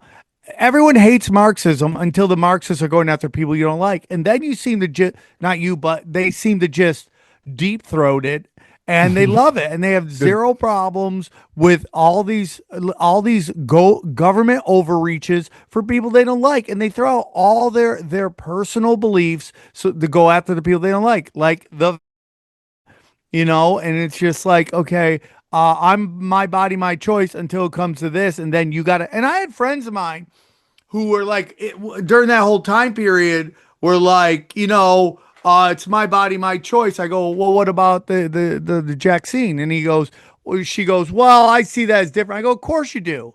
Because it doesn't fit into your sensibilities. So you're willing to compromise on your principles to give the government overreaching like powers. And I'm like, no, dude. No. The government doesn't tell you what to do. I'm anti-abortion for a lot of reasons. And one of them is I think children are a blessing. Okay. Children are a blessing. But again, are we going to tell people what they can and cannot do? And I'm going to get a lot of shit on the internet for that. And I'm sorry about that. I don't like abortion because I know when you bring children into this world and they don't have two parents to care for them, that's a hard life. If you look at all of our prisons, look at all of our homeless people, those people are the results of just the government raising kids where they're not raised with any love and any guidance. And I had a guy when I was early in LA that slept on my couch for a year and a half. He was a foster kid. He had no direction. He had nobody telling him. He had no drive. He had no instincts. He had nothing telling him this is what you should do. I would go to work. I'd work all day after doing stand up at night. And I would come home at like noon or whatever it was. And he was watching Comedy Central during the day. And that was when Comedy Central was putting on the worst movies possible. So I'm not into it. Again, I'm against it. I think children are a blessing. If you bring a kid into life, you got to figure it out. That's my humble opinion. So, but man, it's real quick when people start to change their opinions on everything. True, dude. For sure. It's a tough discussion. And we don't like bringing it up here, but I just see people just compromise their principles on stuff all the time. I think, first off, if you were raised around people with poor principles and you're emulating those, know that that's something you can choose to outgrow. And you can learn to intentionally outgrow. You can learn to change the people that you hang out with. Because a lot of times our principles and integrity are a function of the people we surround ourselves with. And if we surround ourselves with more strong, self-reliant, excuse-free people, we as a result are going to have less excuses to offer to other people. And therefore, we're going to have more progress and success because we're engaging with things that are difficult to do. I had one of my students the other night say, as a man, like this is his like beginning point, that he was sticking to things he's good at. And therefore, he would shy away from opportunities at anything that isn't, he's not good at. And I thought, yeah, I remember being at that phase, and it's right before everything takes off, because once you start to embrace the things you're not good at and become good at them, now I can pick up a skill in a couple hours and do a thing that I thought I couldn't do a couple hours ago. But I watched a YouTube video, I learned the words, I understood how it works, and then I went and tried it, got it wrong the first time, tried again, got it right the second time, and now I do that thing. Right? Whether it's like learning how to do some of your own plumbing, like what are the situations, or managing your own health. What are the situations in life where you have to call an expert and learn how to like close the gap on that expertise? Because you really don't need an expert. You just need someone with some competence and familiarity. And we can go through a learning curve. And like, they used to say it takes, like 10,000 hours to become an expert. But really, you can pick up almost any new skill, from playing guitar to driving a forklift or a big loader or crane, like in 20 hours of study, right? It's going from knowing nothing to knowing something, then closing the gaps on the understanding until you can do the thing. And once you know that you can do that, then you can say, it's a little overwhelming. You can do anything, but you can't do everything. So now you got to prioritize your time. And what do you actually want to get done with the week, right? Giving that to someone who's sleeping on your couch and helping them get off their feet is a very powerful element juxtaposed to what, Comedy Central was filling them with. And I think that probably your action and your dogged tenacity and no excuses attitude had a positive influence, unless he's still sleeping on your couch all these years later. No, I wish I knew where he was. I hope he's still alive. I want to get into But something. do you blame? Wait, a quick second. Do you blame schooling, obviously, for that, for not being able to do nothing? I believe government taking schooling away from parents and states probably has something to do with it, like a federal government, because they did have a whole process where they wanted to not empower students with the power to think, because then you would compete with their status quo ideas. So it's not the teachers and it's not even the local districts. They don't have any they don't have any autonomy. They're just doing what they're told. They're in a system that all trickles down like orders and just regurgitate this on the test, and that's called learning. It's really not. So I would say that everyone has personal responsibility, and maybe we should have all been smarter about the system, but we're here now and we can get smart. And we're not going to get smart if we act as victims of a system that we don't have any influence over. We're acting smart when we say that happened and I can have post-traumatic growth instead of a stress disorder for the rest of my life. And that growth, I think, is the healthy mental acuity to be able to make a goal and achieve that goal by a method. Because here's what the 1938 Yale frustration and aggression studies said. If a candidate is blocked from achieving their goal, they will become frustrated. And if anyone becomes frustrated, at some point, they will become aggressive. And I took that to, like, how did they apply that to our society? They learned that. What did they apply it to? Well, if you get frustrated, here's a pill.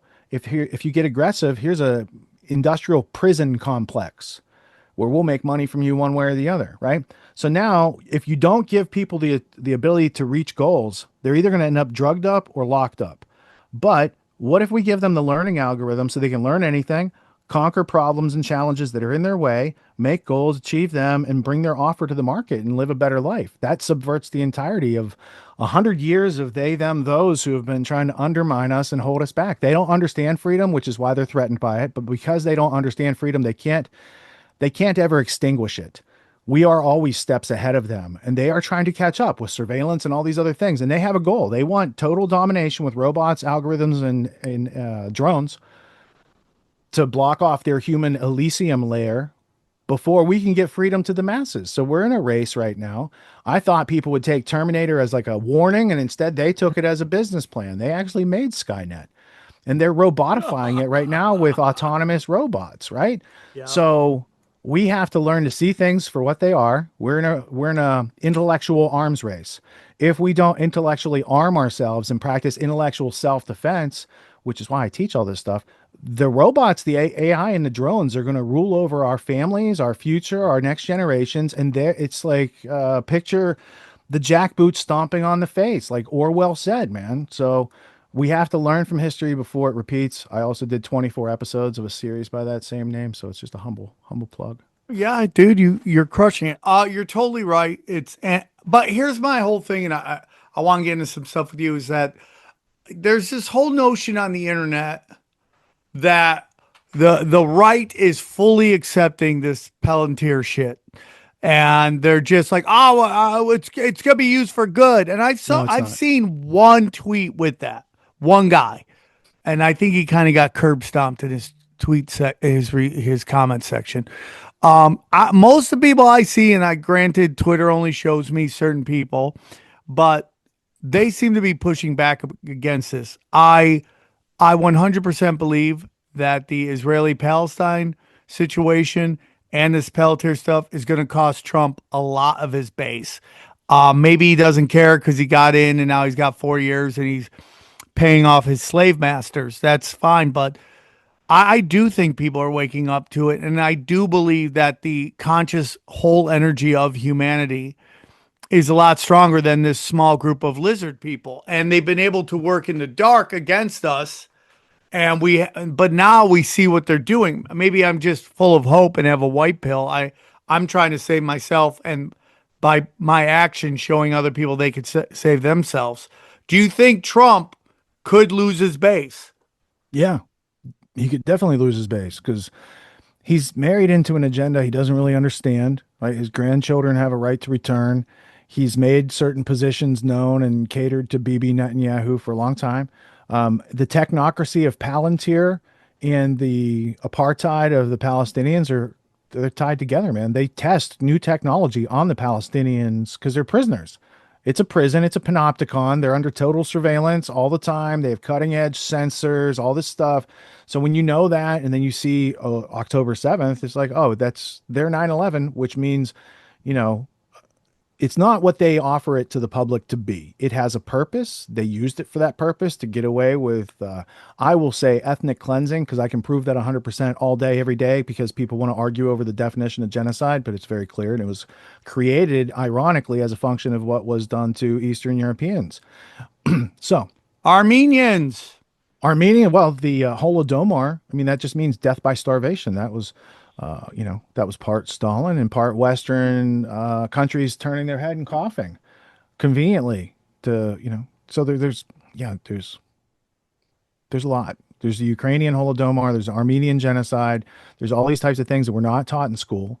What we're taught about the Civil War isn't really like the situation, because if they taught Civil War legit in school, I have a presentation called The Underground History of America. They would teach you, they would teach you that there's an international banking gangster crew that's working with the Confederates and the British to subvert this country, and that they took away the banking and made Lincoln print his own greenbacks, and then they whacked him.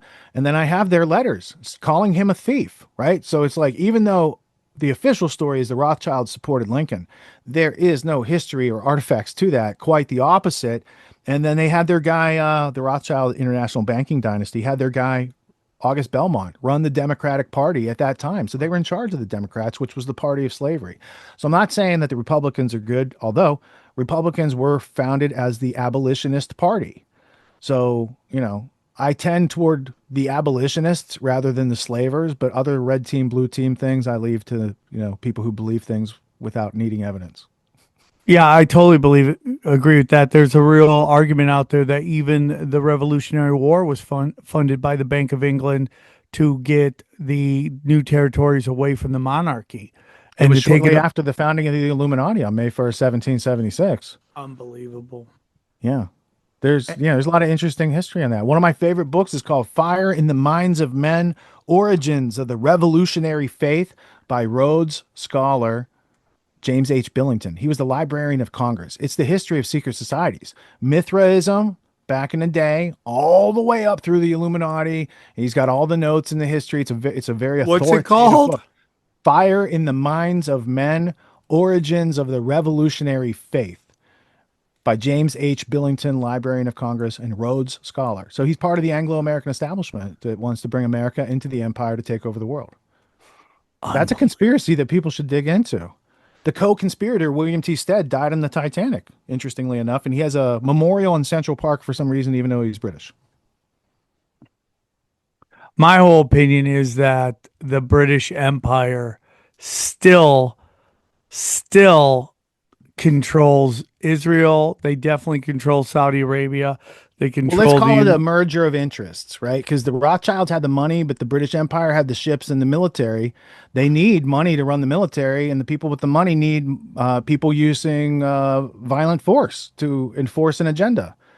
And so you might see the Balfour Declaration as like a receipt for a transaction. Britain gets America into World War I, and then the Zionists get Palestine, and it's addressed to Lord Rothschild.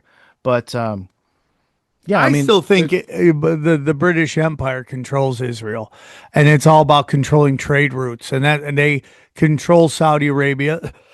Jay Dyer was on, and he was talking about how the first Saudi Arabian king was a British spy. So if you control Saudi Arabia, you control Mecca, and you control the Greater Israel Project, which is an interesting thing because I don't think there's enough Israelis to control all that, which is definitely the United States is going to be the manpower to control all these routes. For sure.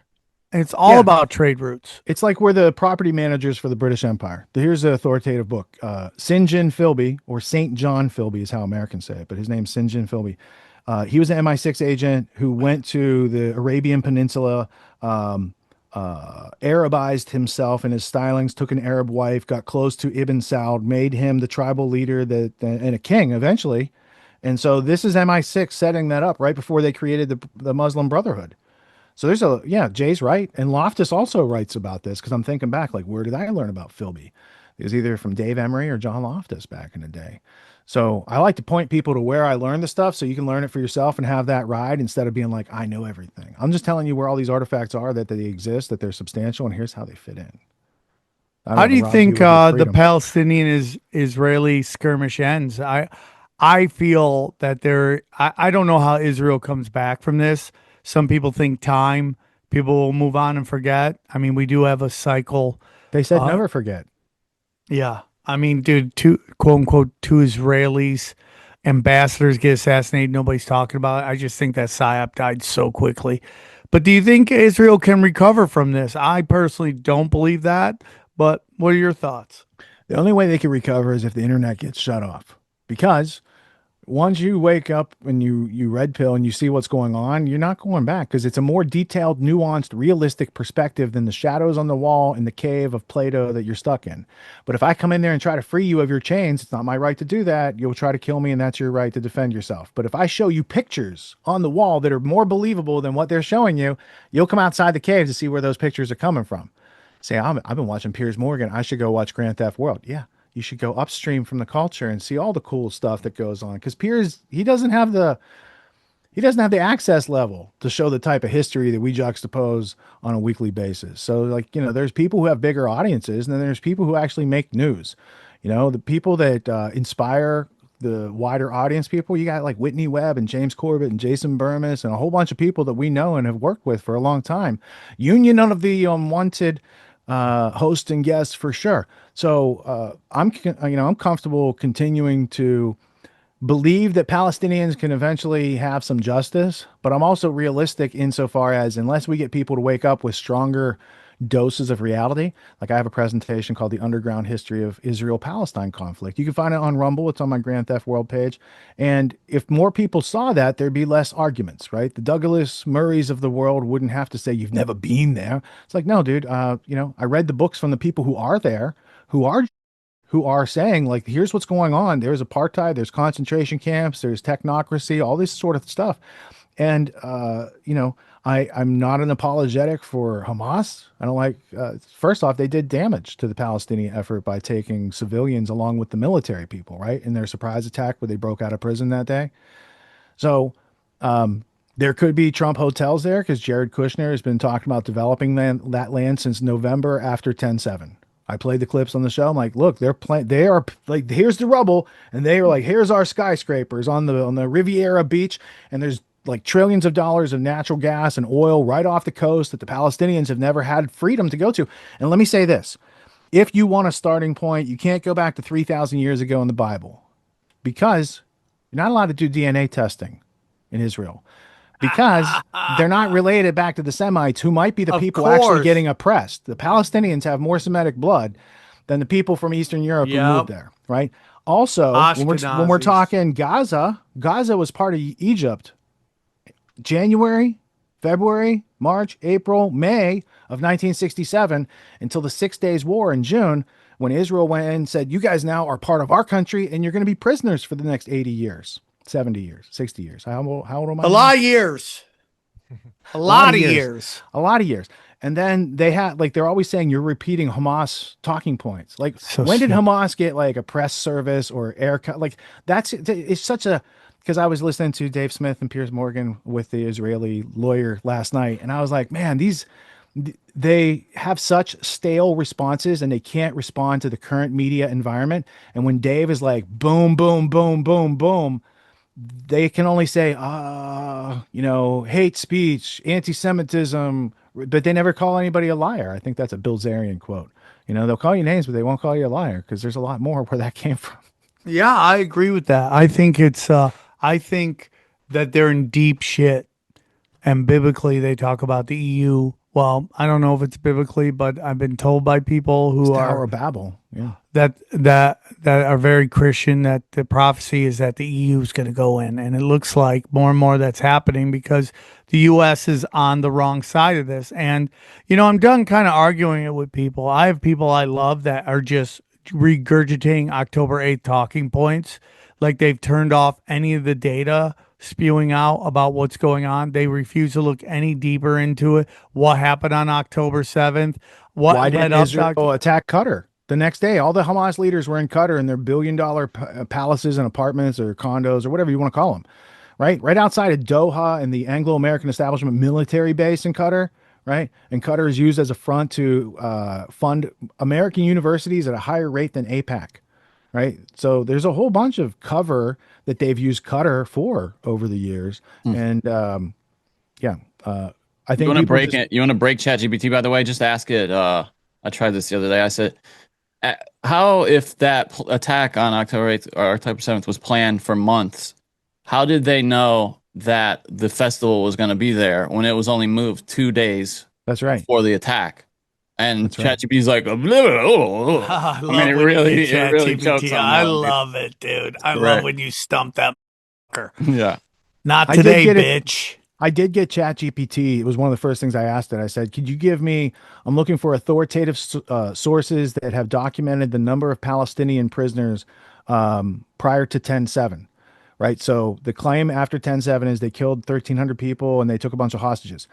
What if you already had 12,000 hostages from the other side? Shouldn't that be weighed in? What if it's 28,000 hostages from the other side? People being held without trial by jury. They're just being held because they think they're terrorists.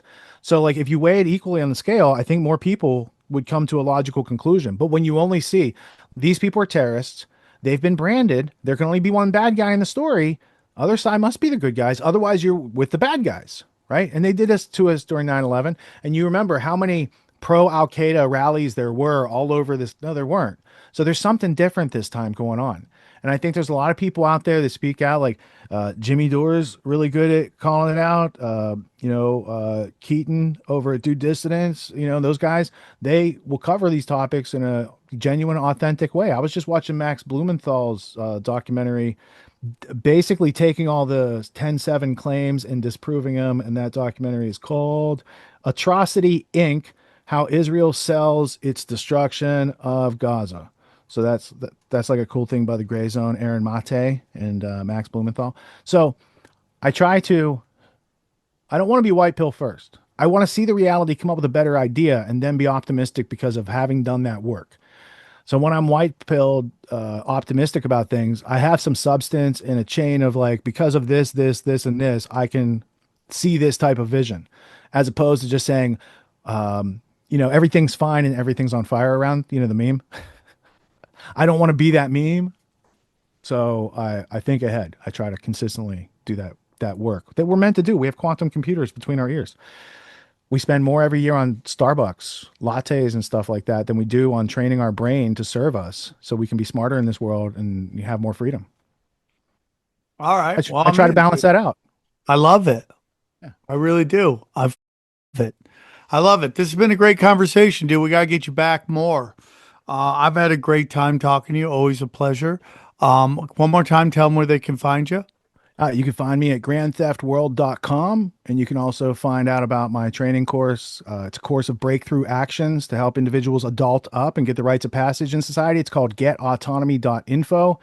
And Sam, is your club still open in Jersey? Yeah, come comedy, by. Comedy Dojo? Yeah, the Dojo of Comedy. The Dojo all right, of good. Comedy. All right. Dojo of Comedy. I thought it was called the Comedy Why, Dojo. you going to get on stage, dude? No. But I got your t-shirt, and I was thinking like twice a year we drive past there, and I should find out and come by.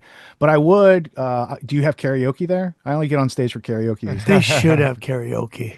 Maybe I should tell them that. Put it downstairs. Have some karaoke. Drive people to the other room. Navidad. That's what I'll do. Yeah, I'll drive them to where you're being funny.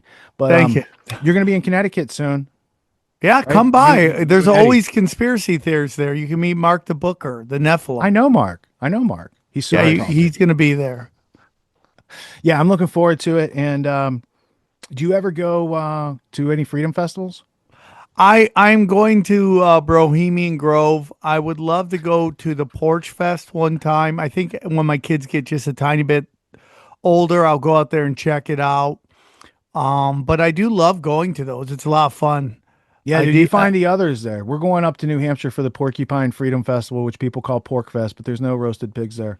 And it's like a family environment. We're outside camping for a week. I run a cafe and we feed all the VIPs and people come by and stuff. So we have like, it's in a campground. So what I'm saying is I have motels, rooms. And if you needed tickets ever in the future, when, things are the right time, I'd be happy to introduce you to the others at the Porcupine Freedom Festival. Let's go, bro. Let's go. Did you give your website already? Yeah. Getautonomy.info and grandtheftworld.com. Did you email us all those links so I can make sure they're in the... They're on my link tree that I gave you guys with the bio. Perfect. But also, can you put that Vimeo link I gave you guys in the chat? Because I want them to see, like, you gave them the 60 minutes, right? From John Loftus. I want them to see, like, I did a 2-day interview with him. So that's a 10-minute sample, and he gives you his background and what he found. It's very powerful. And is he still with us, or have we lost? Yes. Yeah. I'm working with Chris Milligan at Trine Day. They have an author's project on World War II. It's really interesting stuff, and he's involved with that. If you ever can connect me with him, I'd love to interview. Oh, you want to interview him? Oh, yeah. I found that video. I sent it to Jimmy Dore. He's like, holy shit. I would love to interview him. Have Mark send me your number, and I'll give you his contact. All right, dude. This has been great, man. Thanks for coming on. Hey, thank you guys, man. I think you're up for Mount Crushmore, dog. That was a phenomenal episode. So I'm gonna throw your hat into Mount Crushmore. The people vote, but you did great. So I appreciate the opportunity to hang out with you guys, because it's always fun and low pressure. I can talk about conspiracies because I've done it for 20 years. Yeah, you're the best. Thanks for coming on. All right, let's break down the episode. Hey, guys. Hey, guys. So what do you guys think? Richard Grove making a run for Mount Crushmore. Come on, up dude. there. You put him up there. The data. He has it. He's got the documents. Dude, I bought so many books during that episode. You didn't find the one that you really, really wanted. I wanted that really, really, really, really, really good one. And it's not available because they hate us. No. They hate us because they ain't us. No, it's just Candace talked about it. She just, I don't know what she's got everybody into her little. It's her Ian Carroll. Have you guys been watching it lately with Ian Carroll? Yeah. He doesn't blink. Yeah. Yeah. Such a weird ass. I mean, like, I watch him. I'm like, you don't blink. What is that? Some people don't blink as much. It's like a thing. But he never blinks ever. I'm like, blink, dude. We call him clone. Oh, Gango. Xavier Guerrero, shots fired. Really, really rude, dude. Calling our boy Ian Carroll a clone. Well, that's dude. On the last episode with Ed Marbury, Mabry, yeah, that guy. He's talking about how Nimrod's gonna come back as a clone. What? That means it's here. It's here already. Serious? It's here already. Dude, the best thing is like everyone coming out about how Biden's clone. So crazy, dude. Clone, wear masks. I've been saying that forever. Johnny, you don't believe in clones. You don't believe in them. I could tell by the look on your face. No, I think they're working on something like that, but I don't think it's as widespread as people like the fittest fluffer do. The fittest fluffer? Yeah, the fittest fluffer. Yeah. Dude, that'd be a nice place to put your balls right on that chin. Okay, well, maybe not clone, but what about like a doppelganger? Because you've seen when Biden looks taller than he usually is. Oh, yeah, I mean, we know that's real. Yeah. Nephilim Biden was the best. Yeah, I mean, there's people that look like people. I mean, dude, we bring it up all the time. I wonder if they got Barron Trump to do it. And he's like, we just need you to throw on this mask and walk out, wave to everybody. Could be, yeah. Well, but we talk about it all the time on Broken Sim. There's this. If you don't know about it, there are these two baseball players with the same name. They both play professional baseball. They're both red-haired guys that look identical. And wear glasses. Beards trimmed exactly the same. They both wear glasses. They never knew about each other, and they have the same name, and they are not related. That's crazy. Yeah.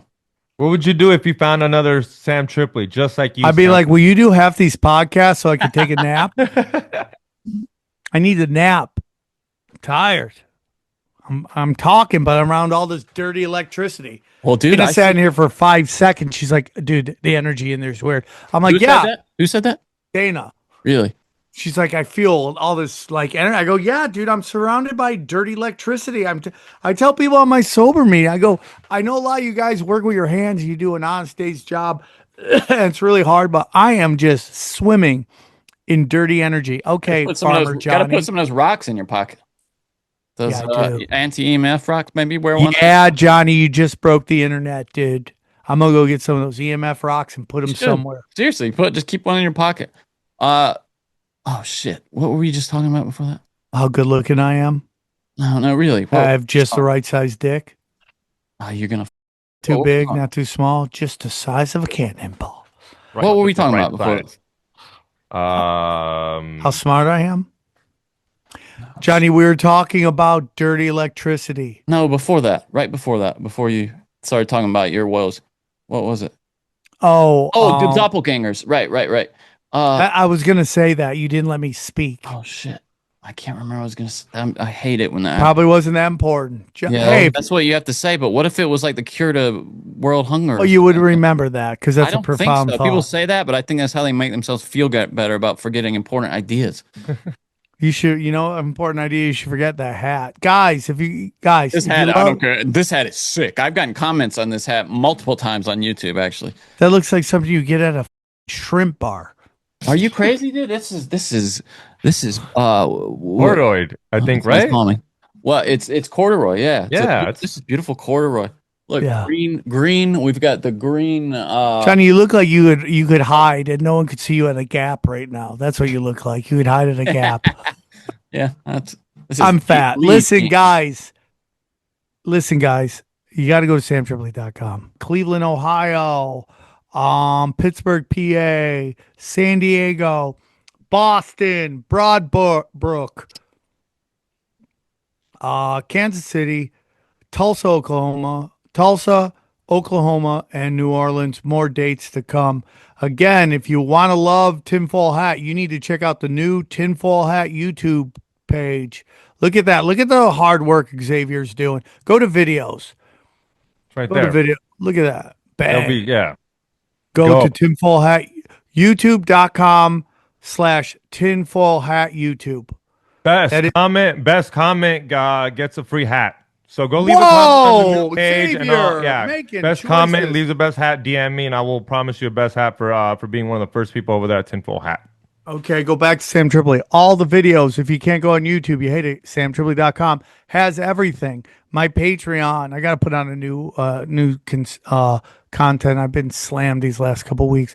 I'm trying to put up 3 a week. Sometimes I can't get there, but everything I put up is pure fire, whether it's whatever this is, which is one of the greatest conversations in the world, Deep Conspiracy Rewinds, Only Conspiracies, all there on Sam Tripoli. Cash Daddies is fire right now. Johnny, tell us about the Cash Daddy fire. Howie is, we last month was we're up another bump, 6, but this last month was bumpy for everybody, I think, but Howie is very optimistic about this month, and the community there is again strong as ever. People always support that guy's hair. And Howie's got the best hair. Eddie Munster, Howie has got the best hair. Eddie, money for that gel. Dude, look at that. That guy looks like he wants 101 Dalmatians. Go up a little bit. Right there. That guy looks like he's going after 101. Everyone's calling them the monsters. The Munsters. Yeah. So go there. Go to back-to-spamtripoli.com. That's patreon.com/cashdaddies. Go down. Chaos Twins is a coming. Second issue, go. Guys, grab your ticket. Grab your issue now. Come to the live show. I'll sign it for you. Our good friends, again, at Live Longer Formula. That's right, dude. Grab that one. Go to t-shirts.com real quick. tinfoilhattshirts.com. Guys, we are putting up t-shirts constantly. Great way to support the show. Common Sense, the Blue Beam shirt. Go down. Some of the old classics are a little bit at discount too. $15 for a t-shirt. $15. Come on, guys. That's straight out of the sweatshop. That's how cheap that is. Look at that. Join us. Help us. Help you. Help us. Help you. Help us. It's a great way to support the show. Go back.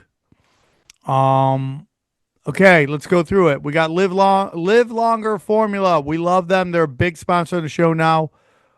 Okay, check them out. Check out Rife Technologies. Getting right. Matt Rife is fire on Twitter, dude. Great way to get yourself centered. Buy Gold and Silver, one of our premier sponsors. I'm constantly getting precious metals from every month. I'm part of the Wolfpack program. Wise Wolf. Wise Wolf. Wise Wolf, Mineral King, my man Pat Miletich, UFC Hall of Famer, helping you get rid of parasites, helping you make your soil better. AquaCure Hydrogen Brown Gas. Still, people are buying it. It's good for you. Hydrogen helps you live longer, according to Hydrogen Brown Gas. Harley Ray, we love them. If you need crystals, you need sage, you need anything, that's where you go, okay? I took it in between the shows. Chemical Free Body. I'm going to try to work with him on getting out some nicotine. I take their supplements every day. Every day I take their supplements. And when I don't take them, I feel it. I really do, dude. I'm dragging. So, one of the best supplements on the planet. Dude, Joel Staley, want to get in shape? Get rid of those shits. Let's go, dude. And then EMF Rocks. That dirty energy. Prometheus. Leonard Joni has got a Prometheus website. She's going to be putting her own content on her own website, decentralized, so these scumbag fascists can't take down her content. And then Brain Supreme. You heard some really great questions by Xavier Guerrero. Bang. That's it. Thank you. Nuke Social. It's a great way to get all my social media in one place. Tinfoil Hat, Only Conspiracies, really live community there. A lot of great talk. Zero, going to bring that back, but the Telegram's there. Go down. And then all my episodes there. Check out Doom Scrolling, Deep Waters, Conspiracy Social Club, Union and the Unwanted, Punch Drunk, whoever we get that, Cash Daddies, and the darling now is Broken Sim. We've been doing great numbers on that. We're hurling towards what I hope will be 100K very soon. And so, yeah, everyone support it. And then all my specials go down. All my radio, all my specials are there. I'm going to have them put my new Crowdwork special below that, so you can check that out. Anything else, guys? Hit that like button, subscribe, and I'm raffling this off. Look into it. By Sam Tripoli. If you want to know how to get it, go to Extreme Marks the Spot podcast on YouTube. Just go look for it, and you might win this poster. Wow. Johnny, would you like to share anything? Yeah, I'm gonna be raffling off my what do I got here? This pen right here. You can head to at Broken Sim, follow me, and one of you, I'm not gonna say whoever, but one of you will win this pen right here. Go get it, guys. Sim on Twitter. Go get it. All right, guys. Great show. Enjoy these highlights. Here's a clip from the latest Broken Sim. Glenn Greenwald, the Hot Topics. highly reputable journalist, also a gay man. He had a little sex tape leakage. And what would you describe the nature of the tapes that were? He likes getting spit on by black guys. Yeah. No, I haven't seen it, but I've heard. So did you watch it? I just saw a still of it. Still, okay. Of him staring into the thing. So this week, Johnny, on Twitter, I've pissed off the trans community, the Zionist. Who else did I piss off? Oh, the conservatives, and then I pissed off the Twitter bots. Like, how did you the Twitter bots are the most benign people. No, the bots are nice. They just want you to feel good. Right. Well, which bots are you talking? Are you talking about? I'm talking about the Twitter bots that have fake names, and then they just. I see the anons. Yeah, they're just scumbags, retards. I decided out of nowhere because somebody liked my old pronoun joke, and it showed up in my feed. So I decided to promote it and spend ad money on it just to push it out. How'd that go? Oh, bro. All the pronoun people came out again. Oh, no. And it was hilarious. And I just started curb stomping people. Because That's so funny. My feelings are, they're calling me racist, they're calling me hateful, but I'm like, why are my pronouns fake to you, but your pronouns need to be taken seriously? Like, why? Why don't you respect my pronouns? And it's not like I've dropped that's my pronoun. I mean, look at my website. Are you talking about whitenword.com? Yeah. Look at my website. I'm that guy. I'm the real one. Okay? So Glenn Greenwald, most famous for the Edward Snowden NSA leaks from way back when. Yes. But he's done a lot of good work since then. What's the saying you said, Johnny? By the fruits? Yeah, you'll know people. Well, it's not from the Bible. What is the Jesus saying? said it. It's from the Sermon on the Mount. What does he say? Well, it depends on the translation, but it's like you will know What's people by Johnny's their translation? works is the effect of it. You'll know them by their you know works, a tree by its fruit. You'll know a person by their acts. By the fruits they bear. Is that it? Yes. Well, I don't think it's worded quite like that. Okay. It's from the Sermon on the Mount. Let me see. And it depends on the translation, obviously, but it's from Matthew. Give me the Japanese translation. This is the NRSV. Every good tree bears fruit, but the bad tree bears bad fruit. A good tree cannot bear bad fruit, nor can a bad tree bear I good like fruit. you're saying more. Go back. Every tree that and the final phrase is, "Thus you will know them by their fruits." The trees. That's are the people. what I'm saying. No. So you'll know them. Thus you will know them by their like that band. You will know me by the trail of dead. Oh, the best name ever. Yeah. The best name ever.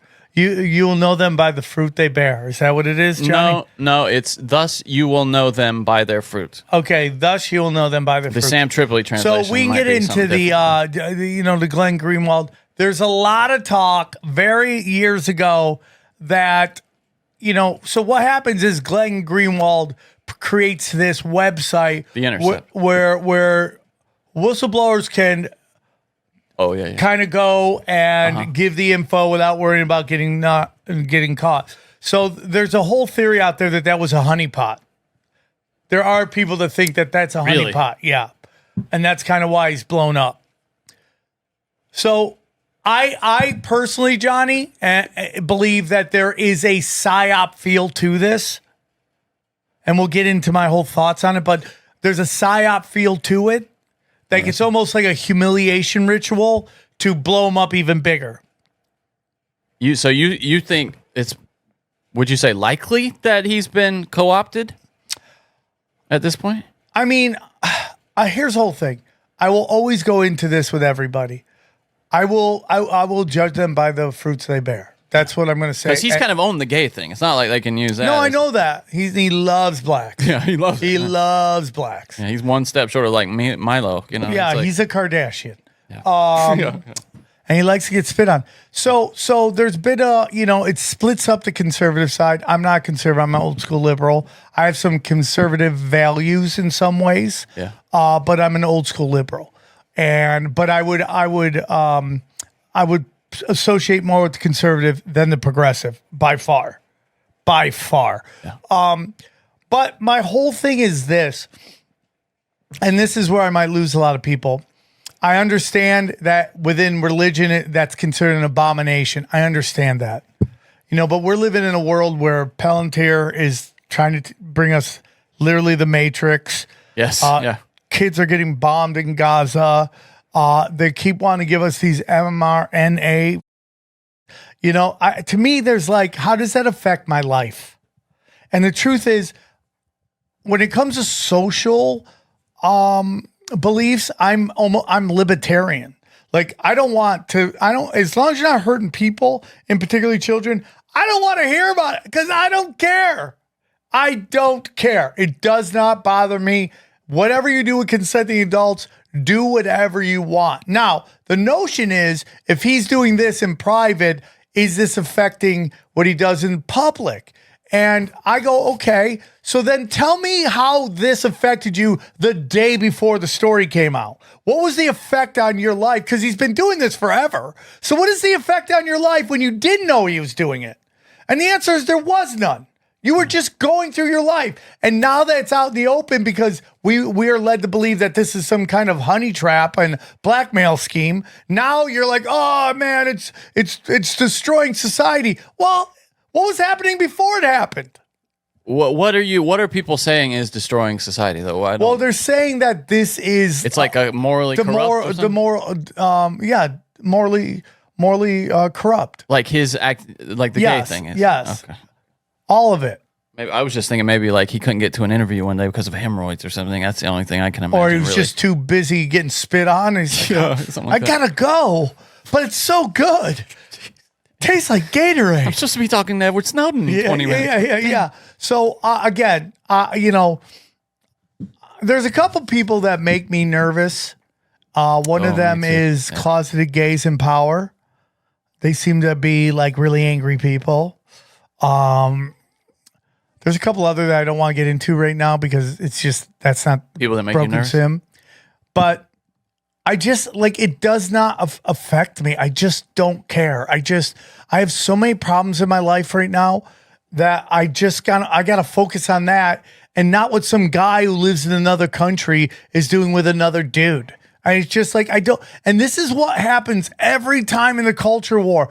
Once the right starts winning and people start coming back to the right, this thing pops up and runs everybody back the other way. Because I was raised, Johnny, that you don't judge somebody based on their group, right?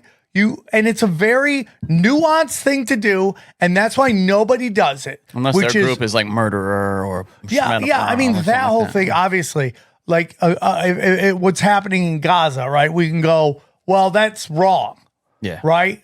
And maybe you don't have, like I've said this before with the stuff in Gaza, it's not Israelis versus Palestinians, even though it does affect Palestinians, and I defend them at all costs.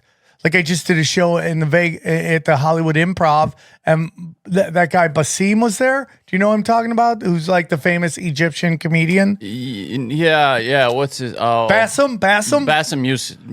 He loves me.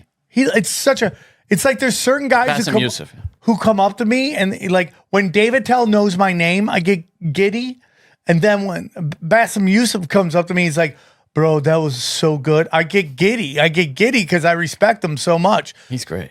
Yeah. And he's a guy who's actually experienced like some real shit. Yeah. You know? So I was doing a joke about that I've been talking about forever. My neighbors are Israelis. We have fights over the curb. And the joke is, oh my God, I can't believe Israelis aren't getting along with their neighbors, right? Yeah. It gets a huge laugh. And then I decide to say free Palestine. And the whole place erupted, dude. Like the whole place erupted, dude. That's how it happens. Right? I was like, whoa. And I even forgot to finish the bit that I was doing. So that's how they get you, though, by the way. You know that, right? That's how you start down the virtue signaling trail right there. Because you do it one time. So you're saying I virtue signal? Well, I'm just saying, and then next time maybe it's like, I'm addicted to it. I'm addicted to the claps. Maybe next time you go like, hi, I'm Sam Tripoli, he, they, and then everybody's like, yeah, fuck yes. Okay, interesting, Johnny. I'm not saying you're wrong. I didn't see his virtual signal. White knighting it. I thought it was just like taking a chance on stage in Hollywood, So the whole point of that is that, I just don't care. Okay. The whole point of this rant going on is like, it's not really to me. I'm not focused on is Israel versus Palestine, even though my heart goes out to the Palestinians and I do whatever I can to spread awareness. You could take both those groups out and replace them with like Muppets versus Sesame Street or Care Bears versus Pokemons, and I would still be mad at the one side that's genociding the other side. Go Care Bears, right? I'm on the side of the Care Bears. What if they're the ones getting murked? I am in favor of the Care Bears. What if they're the murkers? What if Care Bears are murking Pokemons? Love the Care Bears. What if they're just murking Pokemons? You can eat a dick Pokemon. You don't. Oh, Johnny, your hatred is big time. I'm a Care Bear supremacist. Johnny, you're going to be like those Israelis who go on the news and they're so not used to having counter and it's the old saying, give people enough rope, they'll hang themselves. Yes, absolutely. And you're like, we're here with Scott Ross, excuse me. Damn, I was just talking to Scott. We're here with Johnny Woodard, who's a pro Care Bear person. Johnny, what are your thoughts on the Gaza Strip right now with what is believed to be Care Bears committing just pure genocide on these poor, Pokemons? Show me the proof. I haven't seen any proof of that. It's all AI, fake news. Yeah, you also got to bring back the October 8th data of release of hostages. You have to bring that up. That has been completely debunked 1,000 times. But the point is, so going back to the Glenn Greenwald stuff, is that I don't care. I just never want to get into that. As long as you're not hurting people and you're like, well, you know, that's anti-Christian, it's abomination. I understand that, but God gave people, and this is where I'm going to lose everybody because I'm not the most scholared Christian. I haven't studied it enough, but I just love thy neighbor. And if you're living your life and leaving people alone, then you will never hear anything from me. And that's my opinion. I don't understand why this is such a big story.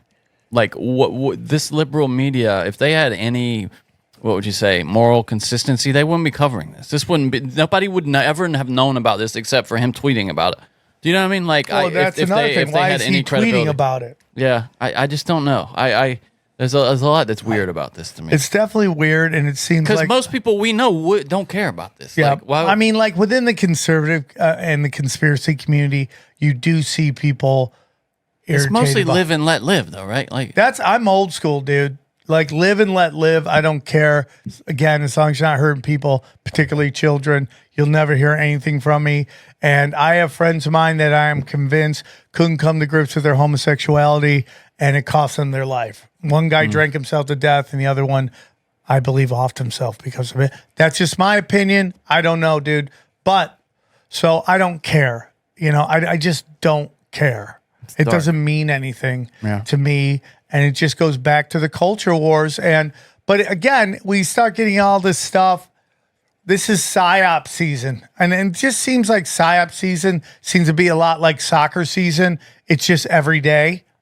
Yeah. No, there never seems to be like, oh, we're in the off season of PSYOP. Yeah, there's no free agency of PSYOP season. No. Right. You're totally so right. It's just very weird to me. And it's just like, all these things are happening where there's like, oh my God, this is attack on the community. And you just like, so we've had two big ones recently. If you'd like to hear the rest of this episode, subscribe to Broken Simulation in your podcasting app or check us out at youtube.com/Sam Tripoli.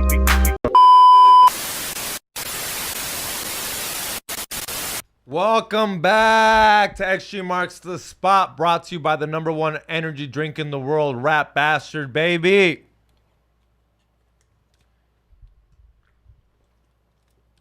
Go get them at your local Walmart, your local Amazon. They got fruit punch, they got wild watermelon. They know what they're doing, baby. #1 energy drink, brought to you by the #1 podcast. It's #1, baby. It's #1, baby. And talking about bastards, this here is a bastard. I've never been caught like this. This is sad. This sucks. This is crazy. This and is it's crazy. on camera. This is sad. I just play the video because I need to ask you a little bit of questions. Okay. Get your fucking ass in there and clean your ass up. Take a bath. You dirty fucker, you. You trifling ass. Low lifey bitch. She got my shit smell like this. And get the here so you clean this up. Smell like coming this fucker. Stupid bitch. Yo, you are a rat bastard if you're jerking off in your grandma's living room. I mean, how are you? And then get caught. And like, get where caught. Were they? Huh? Like, where were they? Like, where were they that they walked in? Church? Do you know what I mean? Like, church? usually... She got back from church. Church ended too soon. That's funny. Who knows? Why are you jerking off in your grandma's? Okay, so here's the thing. Oh, and it's on camera. That means he was jacking off on camera because that's on camera. Do you know what I mean? Oh, you think he was like an OnlyFans? No. Oh, I don't. Because where that video come from? Well, because that looked real. Like that's a real video. Oh, maybe there's a guy in the background, so maybe he's just recording it because he knew he got caught. Maybe he knew his grandma was My about bad, to roast. yeah. I don't know. His shit looks real though. The grandma looks OnlyFans. pissed. Even if you got that plastic covering over your sofa, you want no one nutting on it. You want no one nutting on it. I don't know what the plastic is. That's what the plastic is for. No, it is for. That's what the plastic is for. If your grandma got plastic in your couch, it's because she wants you to nut all over. That's disgusting. That's a new porn category. That's crazy. Can you imagine? Bro, it's a risk to jerk off in the living room. You're always you don't know if your mom's gonna come back because she forgot the keys. Or she forgot her wallet. Next thing you know, you're in the living room. She said it smells. Yeah, the smell. That's And like, you know what's weird? going You know what's the on? weirdest thing about that? Oh, it's so disgusting. You know what's the weirdest and nastiest thing about that? We go deep, homeboy. Aaron, open your mind. Drink from the fountain of knowledge. There's lizard people everywhere. That's some interdimensional shit. Wake up, Aaron. This is only the beginning. Dude, you just blew my mind. Tinfoil hack.